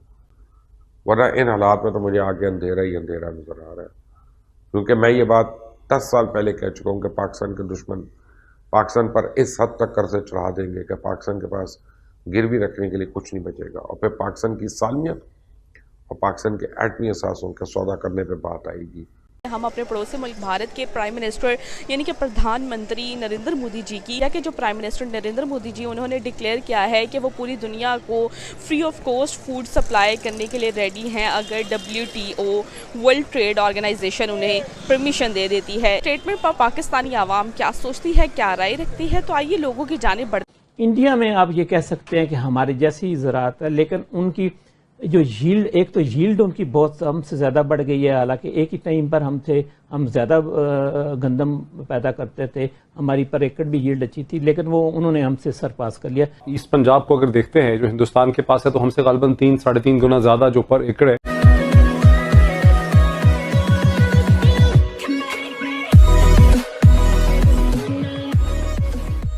नमस्कार दोस्तों, अब यहाँ पर सिचुएशन ये है कि गेहूं के मामले में, अनाज के मामले में, गेहूं के मामले में इंडिया जो है वो पूरी दुनिया को बैठे बैठे खिला सकता है। उस कैपेसिटी वाला इंडिया अब हो चुका है।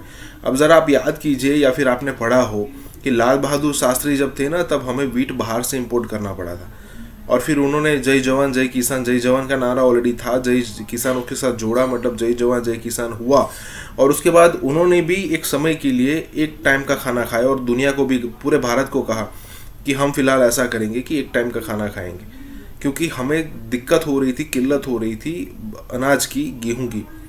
और आज सिचुएशन ये है कि हम पूरी दुनिया को बैठे बैठे खिला सकते हैं। इसका मतलब ये नहीं कि हम खिलाएंगे, लेकिन एक इंडिया ने एक स्टेज ऐसा हो, इंडिया एक ऐसे स्टेज पर आ चुका है कि अब इंडिया जो चाहे ना वो कर सकता है इस सिचुएशन के अंदर। यहाँ पर यही बात हो रही है कि कैसे प्रधानमंत्री इस सारी चीज़ों को टैकल कर रहे हैं, मतलब भारत के प्रधानमंत्री। इसी के साथ ही वीडियो शुरू करते हैं। आज उनके प्राइम मिनिस्टर की ये एक स्टेटमेंट आ जाना कि वो डिक्लेयर कर चुके हैं कि वो अपने फूड सप्लाई कर सकते हैं पूरी दुनिया को बिल्कुल फ्री ऑफ कॉस्ट, सिर्फ WTO की परमिशन के साथ। आप क्या कहना चाहेंगे कि बाकी कंट्रीज़ के साथ उनके ताल्लुकात और उस पर ये स्टेटमेंट आ जाना? Obviously, madam, India is a bigger country and they have the relationship, population, everything. So they have their own dynamics. And then, as a neighbor, we should also learn from them. Example, so I think we need to make ourselves economically strong as well. So we need to build ourselves, sort out our in-house issues, and then we can compete with them. Obviously, they are bigger country, but we should also learn and we should also work hard on it to solve our problems. जी बिल्कुल, एक बहुत ही अच्छा कदम होगा ये अगर prime minister साहब इसको पुल of. For instance rice को देख लें, हमारा राइस जो था वो हिंदुस्तान के राइस से बहुत सुपीरियर था, दुनिया भर में सबसे सुपीरियर खोशा था, लंबा खोशा था। लेकिन फिर हिंदुस्तान ने राइस का बेहतर सीड जो है और बेहतर ग्रेन जो है वो डिस्कवर किया, और इस तरह से सऊदी अरब की मार्केट, ईरान की मार्केट, जो बहुत हमारी पेट मार्केट्स थी ग्रेन की, उनको उन्होंने कैप्चर कर लिया। तो एग्रीकल्चर के हर लेवल में हम इंडिया के ओवरऑल इकोनॉमी को देखें या GDP को देखें, जिसे हम कहते हैं ग्रॉस डोमेस्टिक प्रोडक्ट, उनकी जो है उस लिहाज से अगर आप इकोनॉमी को देखते हैं तो उनकी इकोनॉमी दुनिया की छठी बड़ी इकोनॉमी है। मतलब कि G20 में उनका शुमार होता है। G20 के जो ममालिक के ग्रैंड 20 के हिसाब से देखना चाहते हैं तो India is very much on the rise. India बहुत ज़्यादा स्ट्रॉन्ग है, जैसे सुपर पावर बन रहा है। बिल्कुल। क्या आज की डेट में हमें उनसे सीखते हुए काम करना चाहिए? जी बिल्कुल, ये हमारी बदकिस्मती है कि क्या करें कि हम ये सियासी कशमकश में पिस रहे हैं। पूरे अवाम, दोनों साइड में जो अवाम है वो इस कशमकश में हम पिस रहे हैं। यही होना चाहिए कि मतलब इंडिया एक बहुत बड़ी इकोनॉमी है, एक बहुत बड़ी इकोनॉमिक मार्केट है। पाकिस्तान को चाहिए कि इंडिया के साथ वो रिलेशंस को अपने बेहतर कर ले और एक अच्छे मार्केट में अपना हिस्सा डाले। आपने अपने किसान को डिफेंड ही नहीं किया, उसका ख्याल ही नहीं किया, बस आप इंडस्ट्री की तरफ जा रहे हैं। एक तो ये आपको एग्रीकल्चर को प्रायोरिटी देनी है। फर्टिलाइज़र की सब्सिडी, आपको सुन के हैरत होगी, हिंदुस्तान अपने फर्टिलाइज़र को पाकिस्तानी रुपए में 2400 अरब की सब्सिडी देता है। 2400 अरब रुपए की सब्सिडी। और वहाँ की कीमत जो है फर्टिलाइज़र की हमसे 45% कम है। उन्होंने जितना ख्याल किया है फार्मर का, मुझे अफसोस से कहना पड़ता है हिंदुस्तान के बारे में, उसको प्रोटेक्शन दी, 60% का टैरिफ लगाया ताकि अंदर बाहर से चीप इंपोर्ट्स ना आए, अंदर में उसको सब्सिडियां दी। ईस्ट पंजाब अब बहुत आगे जा चुका है। एक ज़माना था पार्टीशन के बाद कि खाना पीने की चीज़ें हम हिंदुस्तान को पहुंचाते थे, हम हिंदुस्तान को कपास पहुंचाते थे। आज हम कपास हिंदुस्तान से इंपोर्ट कर रहे हैं। ये कौन सी तरजीह, कौन सी बात है ये? आज की डेट में इंडिया बहुत ज़्यादा आगे निकल चुका है और पाकिस्तान कहाँ पर स्टैंड कर रहा है, क्या कहना चाहेंगे? एक साथ अलग होने के बावजूद इंडिया इतना आगे निकल चुका है। Yeah, it's the continuation of the democracy. It's a big country as well, and like our extremism and education, we need to sort it out ourselves. Like army, politics, this judiciary. So we know our issues, I think, and we should make our house in order to improve. It means कि India ने अपने हर sector में बहुत तेज़ी से working की। Exactly, they are much stronger in everything, and if you see these CEOs of the leading multinationals, they are more professional, they are more composed, and obviously it's a big country, so they have multiple edges. में आप ये कह सकते हैं कि हमारी जैसी ज़राअत है, लेकिन उनकी जो यील्ड, एक तो यील्ड उनकी बहुत हमसे ज़्यादा बढ़ गई है। हालांकि एक ही टाइम पर हम ज़्यादा गंदम पैदा करते थे, हमारी पर एकड़ भी यील्ड अच्छी थी, लेकिन वो उन्होंने हमसे सरपास कर लिया। उसकी बुनियादी ये वजह है कि अगर इस साल का अगर बजट पढ़ें तो उन्होंने दो चीज़ों पर गौर किया। एक तो उन्होंने कहा कि दही ज़िंदगी को हमने बेहतर करना है, दूसरा ज़राअत को बेहतर करना है। और ज़राअत को बेहतर करने का उन्होंने एक जो तरीकाकार किया है कि जो मार्केट्स हैं उनको इंटेग्रेट कर दिया फार्म्स के साथ, यानी फार्म्स से डायरेक्ट ही वो मार्केट में चले जाएं। अच्छा शौकत साहब, अब ये जो मामला है इसमें आपने इंडिया का भी जिक्र कर दिया। नेशनलिस्ट मूवमेंट्स चली थी, खान साहब की भी मूवमेंट नेशनलिस्ट थी, सारी नेशनलिस्ट मूवमेंट्स खत्म हो चुकी हैं स्वाय मोदी साहब के। मोदी साहब की अपनी जो नेशनलिस्ट मूवमेंट है सक्सेसफुल है, उन्होंने बड़े प्रोफेशनल और नेशनलिस्ट लोगों को लेकर आगे आए हैं। मुझे एडमिट करना होगा कि उनके जो डॉक्टर जयशंकर हैं, is one of the most successful foreign minister of India. उन्होंने जिस तरीके से इंडिया को एक रीजनल पावर मनवाया है। और क्या लगता है ऐसा क्या था भारत के अंदर कि वहां पे स्टेबिलिटी है, डेमोक्रेसी है? मैं देख रहा था अभी IMF जो है वो फ्यूचर को फोरकास्ट कर रहा है कि इंडिया के अंदर जो उनकी ग्रोथ रेट है वो 8.2% जो है वो 2023 में है। इतनी बड़ी मुल्क को लेके इतने इकोनॉमिक इतनी ग्रोथ रेट पे चलाना, वो क्या है जो आप समझते हैं कि इंडिया में तो चीजें ऑन ट्रैक हैं लेकिन हमारे पास ऑन ट्रैक नहीं रही? ये चीजें हैं जो इंडिया से पाकिस्तान को अगर आप कंपेयर करते हैं डेमोक्रेसी के फील्ड में, तो इसमें कंपैरिजन बनता नहीं। बहुत बड़ा जमीन और आसमान का फर्क है। उसके मुकाबले में इंडिया में डेमोक्रेसी में सबसे बड़ी बात यह है कि कंटिन्यू।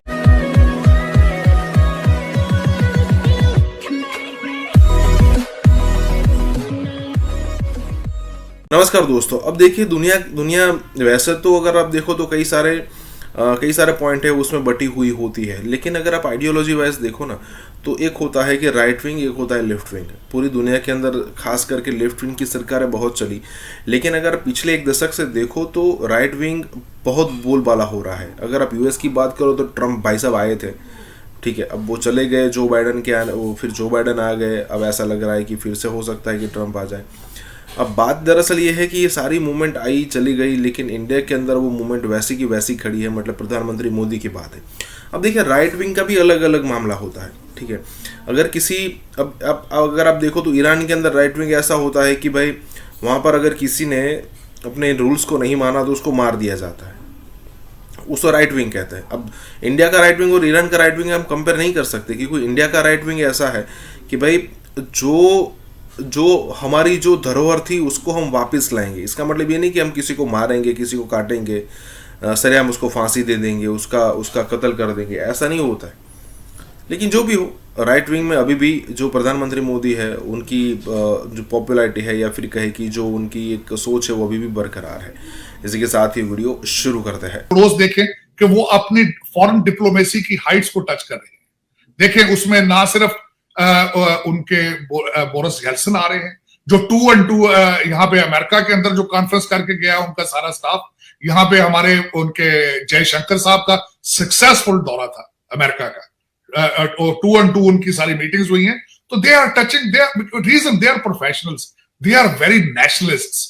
उन्होंने, मैंने आपको कई दफा खैर आपके सेगमेंट में मैंने अर्ज की है कि दुनिया में नेशनलिस्ट मूवमेंट्स चली थी, खान साहब की भी मूवमेंट नेशनलिस्ट थी, सारी नेशनलिस्ट मूवमेंट्स खत्म हो चुकी हैं स्वाय मोदी साहब के।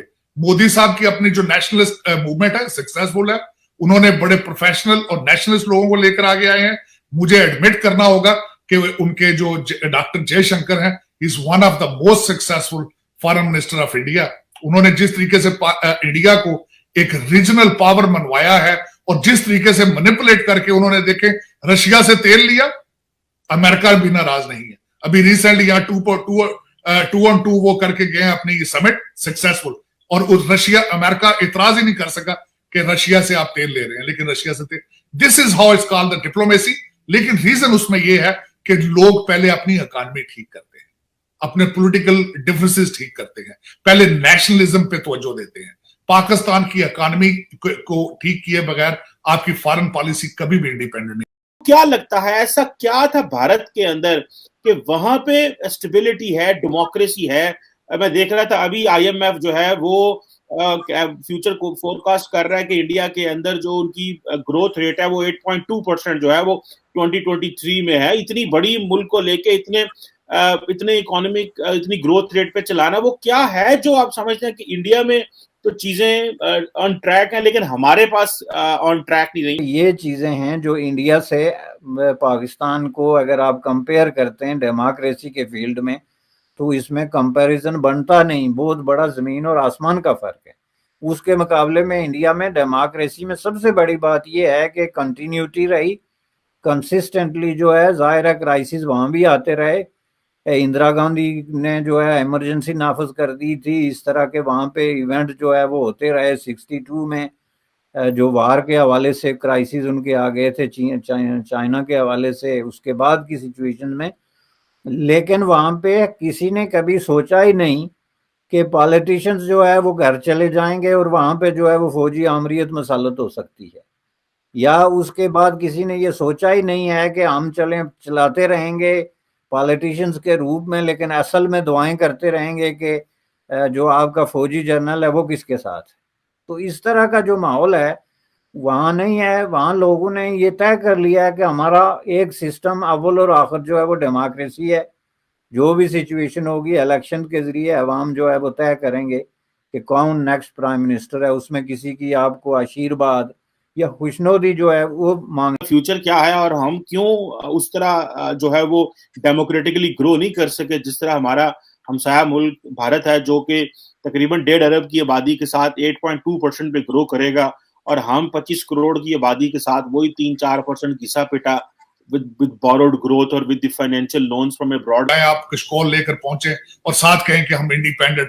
देखें ना, एक लोगों को गलत एक तासर देना कि मैं पाकिस्तान की इंडिपेंडेंट खारजा पॉलिसी मेरे लिए जरूरी है।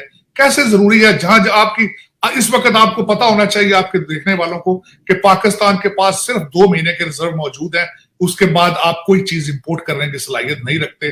जिस तरह श्रीलंका आज अपने घुटनों के बल है, अगर आपने तवज्जो ना दी, अपने एक्सपोर्ट बढ़ाने की कोशिश ना की, अपने ज़राअत पे तवज्जो ना दी, तो अल्लाह ना करे कि इस तरह के हालात पैदा हो। लेकिन अभी तक सिर्फ आपके पास 2 महीने की इंपोर्ट करने के फंड्स मौजूद हैं। हालात आपके वेरी सेंसिटिव। साजिदार साहब, इससे एक नोट पर बहुत ही आपने जो है वो इन डेप्थ एनालिसिस हर चीज का किया कि ये बात जो कि आपको इकोनॉमी जो है वो पहले ठीक करनी होगी, और आप इतना बड़ा मुल्क, हमसाया मुल्क, बहुत बड़ा मुल्क है, लेकिन वो सब कुछ संभाला हुआ, सब कुछ चल रहा है कि वहाँ भारत के अंदर जो भारत के प्राइम मिनिस्टर हैं वो तीसरा चौथा वो आर्मी चीफ भी अपॉइंट कर रहे हैं, वो अपना नया जो CDS है उनको भी अपॉइंट कर रहे हैं बड़े तरीके से। सर ये किसी से अगर एक कंपैरिजन कर लें आपकी, क्योंकि आप बड़े अच्छे से इंडिया और पाकिस्तान को भी देखते हैं, वो ऐसे क्या मामल है जिसने इंडिया में डेमोक्रेसी जो है उसको वो जिसे आप कह लें कि वो डीप रूटेड में चली गई? क्या इंडिया और पाकिस्तान में बुनियादी फर्क जो आया है ख़ुसूसन डेमोक्रेटिक प्रोसेस में, उसकी वजह जो है वो पाकिस्तान में मार्शल लॉज हैं। मार्शल लॉज की वजह से जो डेमोक्रेटिक प्रोसेस है उसको इंटरप्ट किया गया और डिसकंटिन्यू किया गया, और जहाँ पे आपकी जो टोटल एज है उसमें से निसफ से ज़ायद अरसे तक आप ये दर्स देते रहें मुल्क के अंदर कि जनाब ये पॉलिटिशियन जो हैं ये बेकार लोग हैं, ये बददियानत लोग हैं, इनके अंदर सलाहियत ही नहीं है, और जो है वो इस मुल्क को इसी तरीके से चलाया जा रहा है जिस तरह हम चला रहे हैं, तो फिर जाहिर है उसका फॉल आउट तो डेफिनेटली ये होगा। लेकिन ऐसा हुआ क्यों, ये नौबत क्यों आई कि वहाँ पे जो मिलिट्री डिक्टेटर्स हैं वो इतने आराम से आके बैठते रहे और 10-10 साल तक पूरी स्टेबल किस्म की हुकूमतें चलाते रहे, जबकि सिविलियन आते ही 6 महीने बाद डिस्टेबलाइज हो जाते हैं और मामला ख़राब हो जाते हैं। तो उसके जो वजूहत हैं उनको देखने की ज़रूरत है, जिसको अगर आप इंडिया से कंपेयर करें तो पहली बात यह है कि इंडिया में जो पॉलिटिकल पार्टीज का मजबूत होने का जो आपने बात की, ये सबसे बड़ी बात। इंडिया बहुत बड़ी पावर है लेकिन कि दुनिया ताकत के जोर पे चलती है, और ताकत इकोनॉमी में है आजकल। एक जमाने में ताकत फोर्सेस में हुआ करती थी, एग्री सर। अभी ताकत इकोनॉमी में है। जब वो इकोनॉमिकली इतना पावरफुल हो गया तो वो एक ग्लोबल पावर के तौर पर इमर्ज गया। वही इंडिया भी है। उनको दुनिया के हर फोरम में इज्जत के साथ इस्तकबाल किया गया, हमें जूतियों में रखा गया। कतर में उनका इस्तकबाल, वाशिंगटन में उनका इस्तकबाल, फला जगह कौन है जो उनके सामने खड़ा नहीं होता, हाथ बांध के साथ। आप भूल गए मलिया, एक अमेरिकन एम्बेसडर ने क्या कहा था, पाकिस्तानी पैसों के लिए अपनी मां।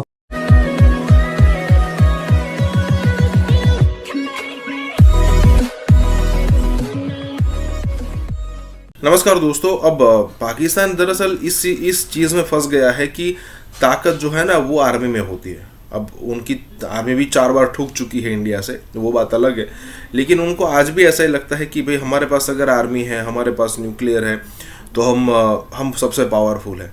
लेकिन वो भूल गए हैं कि भाई ट्रेड भी एक चीज़ होती थी पहले, और आज जो है वो सबसे ज़्यादा इम्पोर्टेंट ट्रेड है। कि अगर आपके पास पैसा है, अगर आपके पास किसी को चुप कराने के लिए आपके पास पैसा है ना, तो वही सबसे ज़्यादा बोला जाता है। और यहाँ पर यही बात हो रही कि इंडिया एक बहुत बड़ी पावर हो चुकी है, और इंडिया के रिलेशन चाहे वो रशिया हो, चाहे अमेरिका हो, चाहे चाइना हो, चाहे साउथ ग्लोबल साउथ हो, वहाँ पर इतने बड़े पैमाने पर उसकी जो पहुँच है वो बढ़ रही है। तो उससे हो ये रहा है कि इंडिया हर सिचुएशन में यहाँ पर स्ट्रॉन्ग होता हुआ दिख रहा है, और ख़ासकर ये इकोनॉमी वाइज। जब इंडिया थर्ड इकोनॉमी पर आ जाएगा ना, तो फिर हर किसी कंट्री को, चाहे यूके हो, फ्रांस हो, जो एक समय ऐसा था कि ये कितने बड़े बड़े कंट्री है, उनको इंडिया की बात माननी पड़ेगी, उनके अलावा उनके पास ऑप्शन बचेगा नहीं। तो यहाँ पर यही बात हो रही है। इसी के साथ ही वीडियो शुरू करते हैं। पता नहीं है कि हिंदुस्तान ने अपनी इकोनॉमी को काफी बेहतर किया, हालांकि आज से अगर 20 या 25 साल पहले की बात की जाए तो उनका जो स्पेशली उनका इंडियन रुपया था, हमारे 1 रुपए और उनके 2 रुपए हुआ करते थे। आज हमारे 2 या 2.5 रुपए और हिंदुस्तान का 1 रुपया है। इसके साथ साथ इतनी बड़ी पॉपुलेशन है, पर कैपिटा इनकम को उन्होंने अच्छा किया, एजुकेशन लेवल उन्होंने बहुत अच्छा किया, उनके स्टूडेंट्स जाकर मतलब बड़ी बड़ी ऑर्गेनाइजेशन को लीड कर रहे हैं। तो मेरे ख्याल में सर हम उस चीज में क्या पीछे नहीं रह गए उनसे। मैं ये नहीं कहता कि हिंदुस्तान कोई आराम से बैठा हुआ, असला भी वो खरीद रहा है, बड़े बड़े डील्स कर रहा है, रशिया से 5 अरब डॉलर का इस 400 सिस्टम लिया, अमेरिका से खरीदता है, दुनिया के बड़े बड़े ममालिक से चीजें लेता है, लेकिन इसके साथ साथ उन्होंने इकोनॉमी को भी आगे बेहतर किया। हम उस तरह नहीं कर सके। ठीक कह रहे हैं, बिल्कुल, इसमें कोई नेगेट करने की वजह नहीं है कि मैं कहूं कि नहीं इंडिया ने। दुनिया के हर फोरम में इज्जत के साथ इस्तकबाल किया गया, हमें जूतियों में रखा गया। कतर में उनका इस्तकबाल, वाशिंगटन में उसका इस्तकबाल, फला जगह कौन है जो उनके सामने खड़ा नहीं होता, हाथ बांध के खड़ा नहीं होता। ले रहा है और एक तरह से रियासत पाकिस्तान को वो मजाक बना। क्या बिगाड़ लिया अमेरिका ने क्यूबा का, क्या बिगाड़ लिया अमेरिका ने ब्राजील का, क्या बिगाड़ लिया अमेरिका ने वियतनाम का। मर गए ना लोग, गैरत से दिए। आपके यहां 70,000 हालत की होती है कि वहां 30,000 मरते हैं, और अमेरिका की पूरी टेक्नोलॉजी को शिकस्त देते हैं। जो बाइडेन पता है क्या कहता है, the best technology they can have, the best equipment they can have, the best training they can have, the best intelligence support they can have. जिस तरीके से अमेरिका बहादुर अपनी ताकत का मसल पाकिस्तान को फ्लेक्स करके दिखा रहा है और अब बताने की कोशिश कर रहा है कि इसको हुकूमत में होना चाहिए और इसको नहीं होना चाहिए। दूसरी बात आप आते हैं, 4 महीने से मैं कह रहा हूं कि यूक्रेन और पाकिस्तान जो है निशाना पे है। क्या यूक्रेन में ये पूरा दोहराया नहीं गया? क्या यूक्रेन में जब ऑरेंज रेवोल्यूशन आया, सारे के सारे एम्बेसडर मिले वहां जाके उनको अपोजिशन पार्टीज को, फिर उनके खिलाफ अदम एतमाद की तहरीक आई, फिर एक पूरा का पूरा स्टेट सजाया गया, फिर वो रशियन बंदा चलता उसको भगाया गया, और फिर उसके बाद फंड किसने किया? यूएसए। छोटे मुल्क देखें, बड़े मुल्क देखें, अभी अपने पड़ोस में चले जाएं, कांग्रेस और बीजेपी की कितनी लड़ाई आपस में, लेकिन उनके बड़े बड़े इश्यूज हैं, कश्मीर है, हिंदुस्तान, चाइना और अमेरिका के साथ कैसे ताल्लुकात रखने वो एक जैसे होंगे। आप देख आंखें बंद करके सपोर्ट कर रहे होते हैं। मुझे जिस बात का अफसोस होता है कि हम एक मैसेज ऑफ वननेस क्यों नहीं देते। हमारे इत्तेफाक राय हुकूमत और ओपोजिशन लीडरों में के साथ आप भूल गए मलिया, एक अमेरिकन एम्बेसडर ने क्या कहा था, पाकिस्तानी पैसों के लिए अपनी मांग। या इंडिया को क्या तकलीफ है? हाँ, इंडिया से हमें तकलीफ जरूर है। हमें तकलीफ ये है कि इंडिया को हमसे ये तकलीफ है कि हम कश्मीर को सपोर्ट करते हैं। जी जी, कश्मीर हमारा एक इशू है, उसके ऊपर हमने 3 जंगें लड़ी हैं, 4। इंडिया टीटीपी को सपोर्ट करता रहा है, इंडिया बलोच नेशनलिस्ट को सपोर्ट करता रहा है, उसके ऊपर हमारे कंसर्न्स भी हैं, हमने डोजियर्स तैयार करके दिए हैं, हमने इंटरनेशनल कम्युनिटी को बताया है। ये सारी चीजें अपनी जगह पर चल रही होती हैं और छोटा सा इसी से रिलेटेड एक छोटा सा सवाल है कि मतलब ये बात मैं भी कहता हूं, मैं क्या दुनिया भी कहती है, बहुत सारे लोग भी ये कहते हैं कि हमने $150 अरब का और 80,000 जानों का नुकसान किया, लेकिन सर क्यों हम इसको उस तरीके से वर्ल्ड स्टेज के ऊपर प्रेजेंट क्यों नहीं कर सके?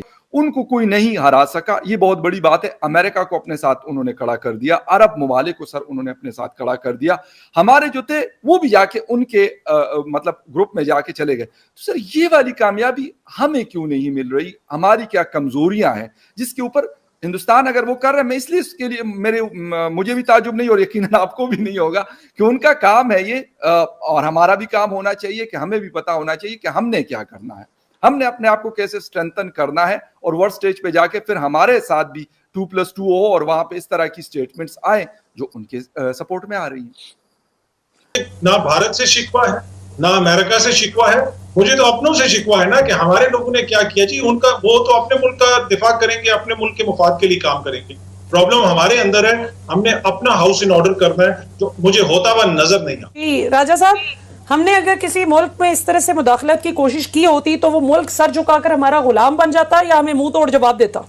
देखिए, वो मुल्क आप में पहली बात यह है कि हिम्मत ही नहीं होती, क्योंकि ये उन कौमों में हिम्मत होती है कि जो कोई पॉलिसी या डायरेक्शन लेके जाते है कि पाकिस्तान को डिस्टेबलाइज हमेशा रखे, यहाँ पे किसी किस्म की स्टेबिलिटी ना आए।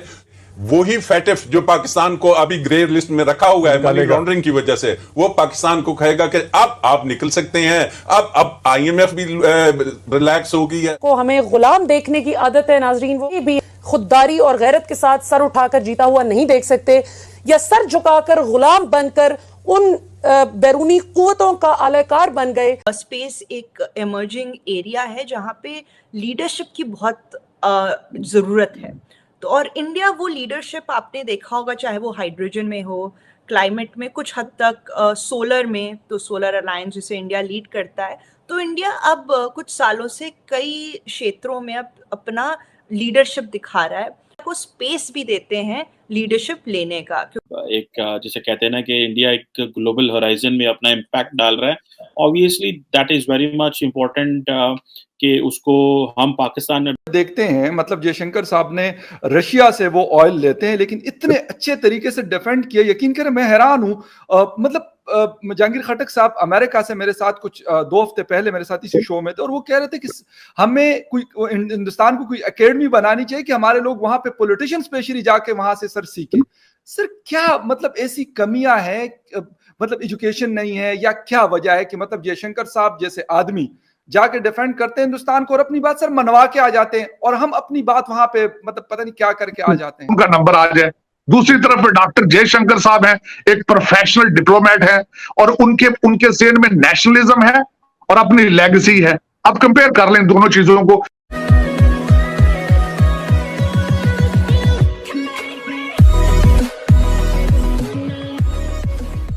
नमस्कार दोस्तों, यहाँ पर बात हो रही है स्पेस की कि भाई हमने वो जो चंद्रयान किया हो, चाहे मार्स मिशन हो, इंडिया या फिर कहे कि इसरो इस लेवल से आगे बढ़ रहा है कि एक नज़र से आप देखो तो इंडिया जो है वो लीडर बनता हुआ दिख रहा है।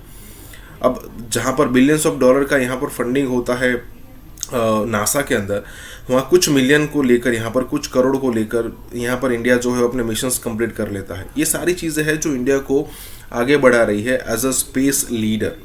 इंडिया के अंदर भी अब देखिए, अमेरिका के अंदर नो डाउट एक एलन मस्क है, उनकी प्राइवेट कंपनी है स्पेस एक्स करके, जो नासा भी है और वो स्पेस एक्स भी है, ठीक है। तो यहाँ पर भी इंडिया के अंदर भी इतनी स्पीड में ये सब कुछ हो रहा है कि इंडिया के अंदर भी प्राइवेट कंपनीज इमर्ज हो रही है। और ये खेल मतलब ऐसा नहीं होता कि 6-12 महीने, 10, 15, 20 सालों के अंदर अंदर टोटल जो है ऐसा लग रहा है कि इंडिया जो है वो इतना ग्रो कर जाएगा कि भाई स्पेस के अंदर लीडर साबित होने वाला है। आज भी हो रहा है क्योंकि कुछ चुनिंदा कंट्री ही है जो खुद के दम पर ये सारी चीज़ें कर रही है, अदरवाइज सबके बस की बात यहाँ पर है नहीं। तो यहाँ पर यही बात हो रही है। इसी के साथ ही वीडियो शुरू करते हैं। ये क्या इस इंडिया को जो है वो भले आर्टिफिशियल इंटेलिजेंस हो या साइबर हो या स्पेस के मामलात हो, इनमें को इंडिया को किसी किस्म की कोई जो है वो स्पेस एक इमर्जिंग एरिया है जहाँ पे लीडरशिप की बहुत ज़रूरत है। तो और इंडिया वो लीडरशिप आपने देखा होगा, चाहे वो हाइड्रोजन में हो, क्लाइमेट में, कुछ हद तक सोलर में, तो सोलर अलायंस जिसे इंडिया लीड करता है। तो इंडिया अब कुछ सालों से कई क्षेत्रों में अब अपना लीडरशिप दिखा रहा है।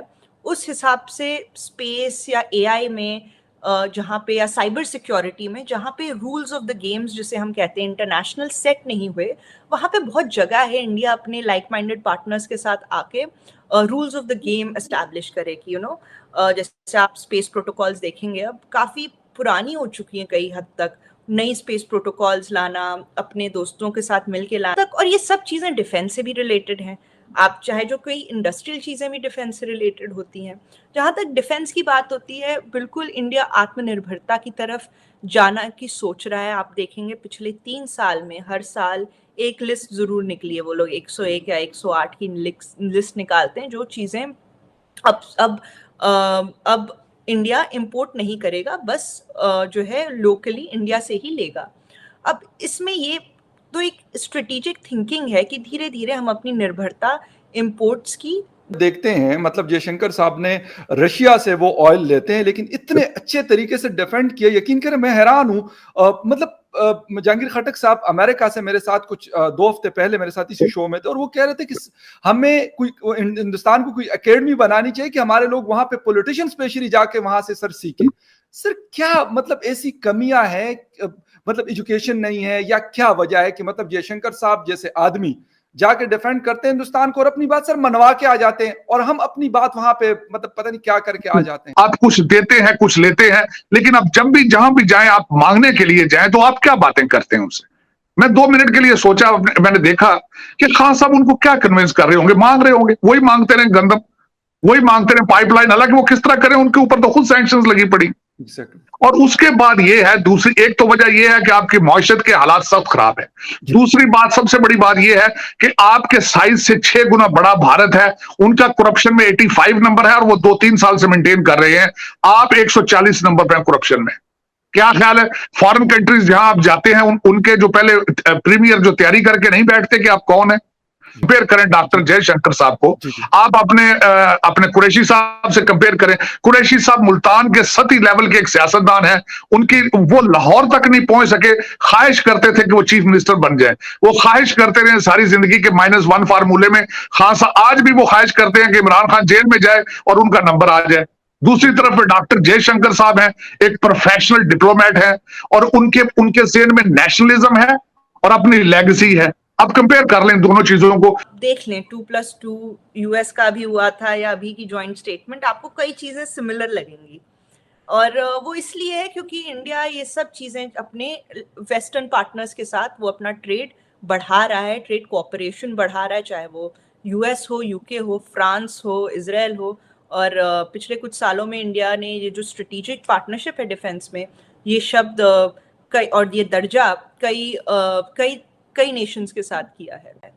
और इंपोर्ट्स भी थोड़े बहुत अब बढ़ने लगे। वो तो हमेशा ही इंडिया ज़्यादा इंपोर्ट करता था, लेकिन जो इंपोर्ट्स, 2 सिग्नल्स इन आंकड़ों से निकले। एक कि जब आपके इंपोर्ट्स फिर से बढ़ने लगे तो आपको लगा कि कोविड की रिकवरी हो रही है, अब रिकवरी के पाथ पे है, तो इसका मतलब और बूम में आप जाएंगे। दूसरी बात जो हुई वो ये हुई कि आपके एक्सपोर्ट्स इंक्रीज करना, और आपने सुना भी होगा जब से कोविड शुरू हुआ, चाहे वो पहले हाइड्रोक्लोरोक्विन की बात हो गई, फिर स्टील, अभी मैंने कल ही देखा था वर्ल्ड स्टील एसोसिएशन की रिपोर्ट में कि जहां सारे टॉप 10 स्टील प्रोड्यूसर्स में सिर्फ इंडिया है जिसने बहुत बड़ी ग्रोथ स्टील में देखी, तो इंडिया के स्टील एक्सपोर्ट्स भी बढ़े।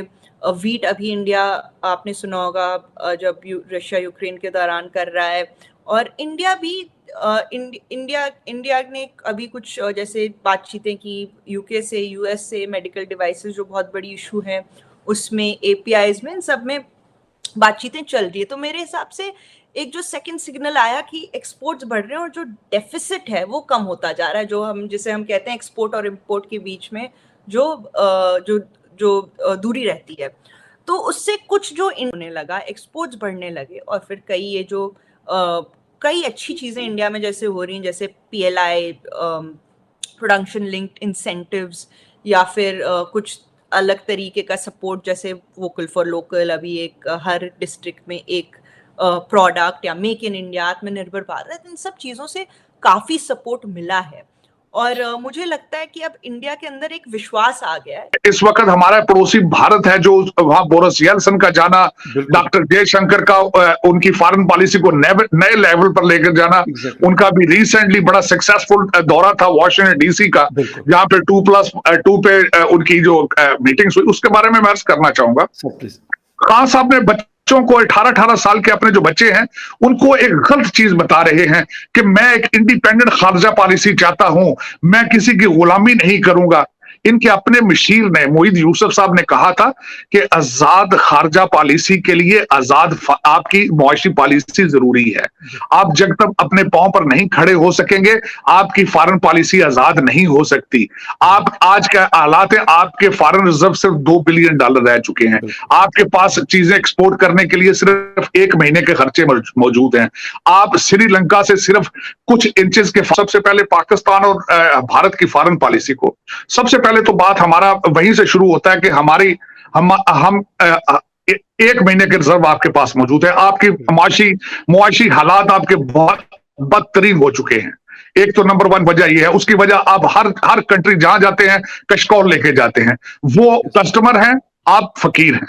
अब देखिए आपके दरवाजे पे कोई खड़खड़ाता है, फकीर पैसे मांगता है, आप उसको किस तरह ट्रीट करेंगे? या आपका कोई कस्टमर आता है या कोई दोस्त आता है दरवाजे पे आपके लिए कोई खैर सगाली की चीजें लेकर। इंडिया के अंदर एक विश्वास आ गया है कि अब हम लोग रिकवरी के पाथ पे हैं, ग्रोथ के पाथ पे हैं, और जितना हम खुलेंगे वो हमारे बेहतरी में होगा। और मेरे हिसाब से सबसे अच्छा सिग्नल है कि हमें, ये तो हर कोई आपको बताएगा, हर इकोनॉमिस्ट, हर कोई की ट्रेड एनालिस्ट, की जितना आपकी इकोनॉमी खुली होगी उतना आपको जो है इंटरनेशनल ट्रेड के बेनिफिट्स मिलेंगे। लेकिन हाँ, कई जगहें हैं जहाँ पे इंडिया को थोड़ा सा, जैसे आपका प्रोटेक्शन देनी पड़ेगी या सपोर्ट देनी पड़ेगी।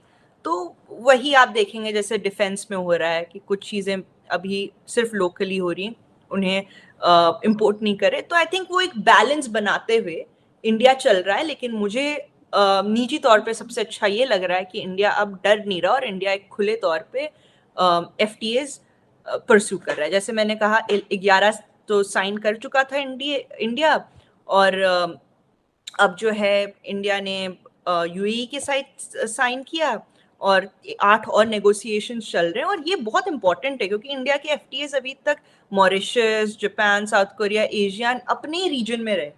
अब जैसे ऑस्ट्रेलिया के साथ जब साइन होगा, अभी इंटरिम साइन हुआ है जिसे हम कहते हैं अर्ली हार्वेस्ट डील्स, तो उसमें कुछ चीज़ों में आपको लोअर टैरिफ मिलते हैं, 0 टैरिफ मिलते हैं। लेकिन जैसे ऑस्ट्रेलिया के साथ इट्स द पहली डेवलप्ड कंट्री है, या फिर UAE का कितना इम्पोर्टेंट है। UAE इंडिया का तीसरा सबसे बड़ा ट्रेड पार्टनर है, दूसरा सबसे बड़ा एक्सपोर्ट डेस्टिनेशन, और UAE के बाद तो आपको पूरा गल्फ फिर मिल जाता है, उसके वो मार्केट आपको ओपन हो जाती है। और बाय द वे ये UAE के लिए सबसे पहला कॉम्प्रिहेंसिव इकोनॉमिक पार्टनरशिप एग्रीमेंट है। तो मुझे लगता है ये बहुत ही अच्छी और सकारात्मक डेवलपमेंट्स हैं। हम करूंगा जिस तरह मेजर गौरव आर्या हमारे मतलब उनके शोज वगैरह में जाना आना होता है, देखते हैं उनके बड़े फेमस है पाकिस्तान में, काफी देखा जाता है उनको।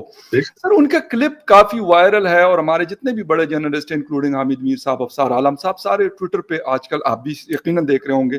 सर उन्होंने कहा था कि हम वो तबाही शायद नहीं कर सकते, बल्कि बिल्कुल नहीं कर सकते, कहते हैं हम अफोर्ड ही नहीं कर सकते ये जो तबाही इमरान खान साहब ने कुछ दिनों में पाकिस्तान और पाकिस्तान की फौज की। सर इस पे आपका टेक चाहूँ। इस पे मैं ये कह रहा हूं कि मैं सारी जिंदगी 5th जनरेशन वॉर के बारे में सिर्फ सुनता रहा। आज मैं अपनी आंखों से देख रहा हूं कि 5th जनरेशन वॉर क्या होती है। आप किस तरीके से एक डेवलपिंग कंट्री उस पे इस तरह के खतरनाक कार्ड खेलते हैं और लोगों को मैंने जिस तरह बताया है कि इस वक्त जो भी चूरन वो बेचना चाहते हैं वो बिक रहा है और इंतहाई खतरनाक है। पाकिस्तान को अंदर से खोखला कर रहे हैं। और यहाँ पे मैं एक और जावेद चौधरी साहब के आर्टिकल की बात करूंगा। उन्होंने अगले दिन आर्टिकल लिखा था कि अगर पीटीआई को जल्द ना रोका गया तो पाकिस्तान नाउज बिल्ला टुकड़े हो सकते हैं इसके। और वाकई जिस तरीके से नफरतें, कदूरतें और रमजान के एक बाबरकत महीने के अंदर इतनी नफरतें इन्होंने फैला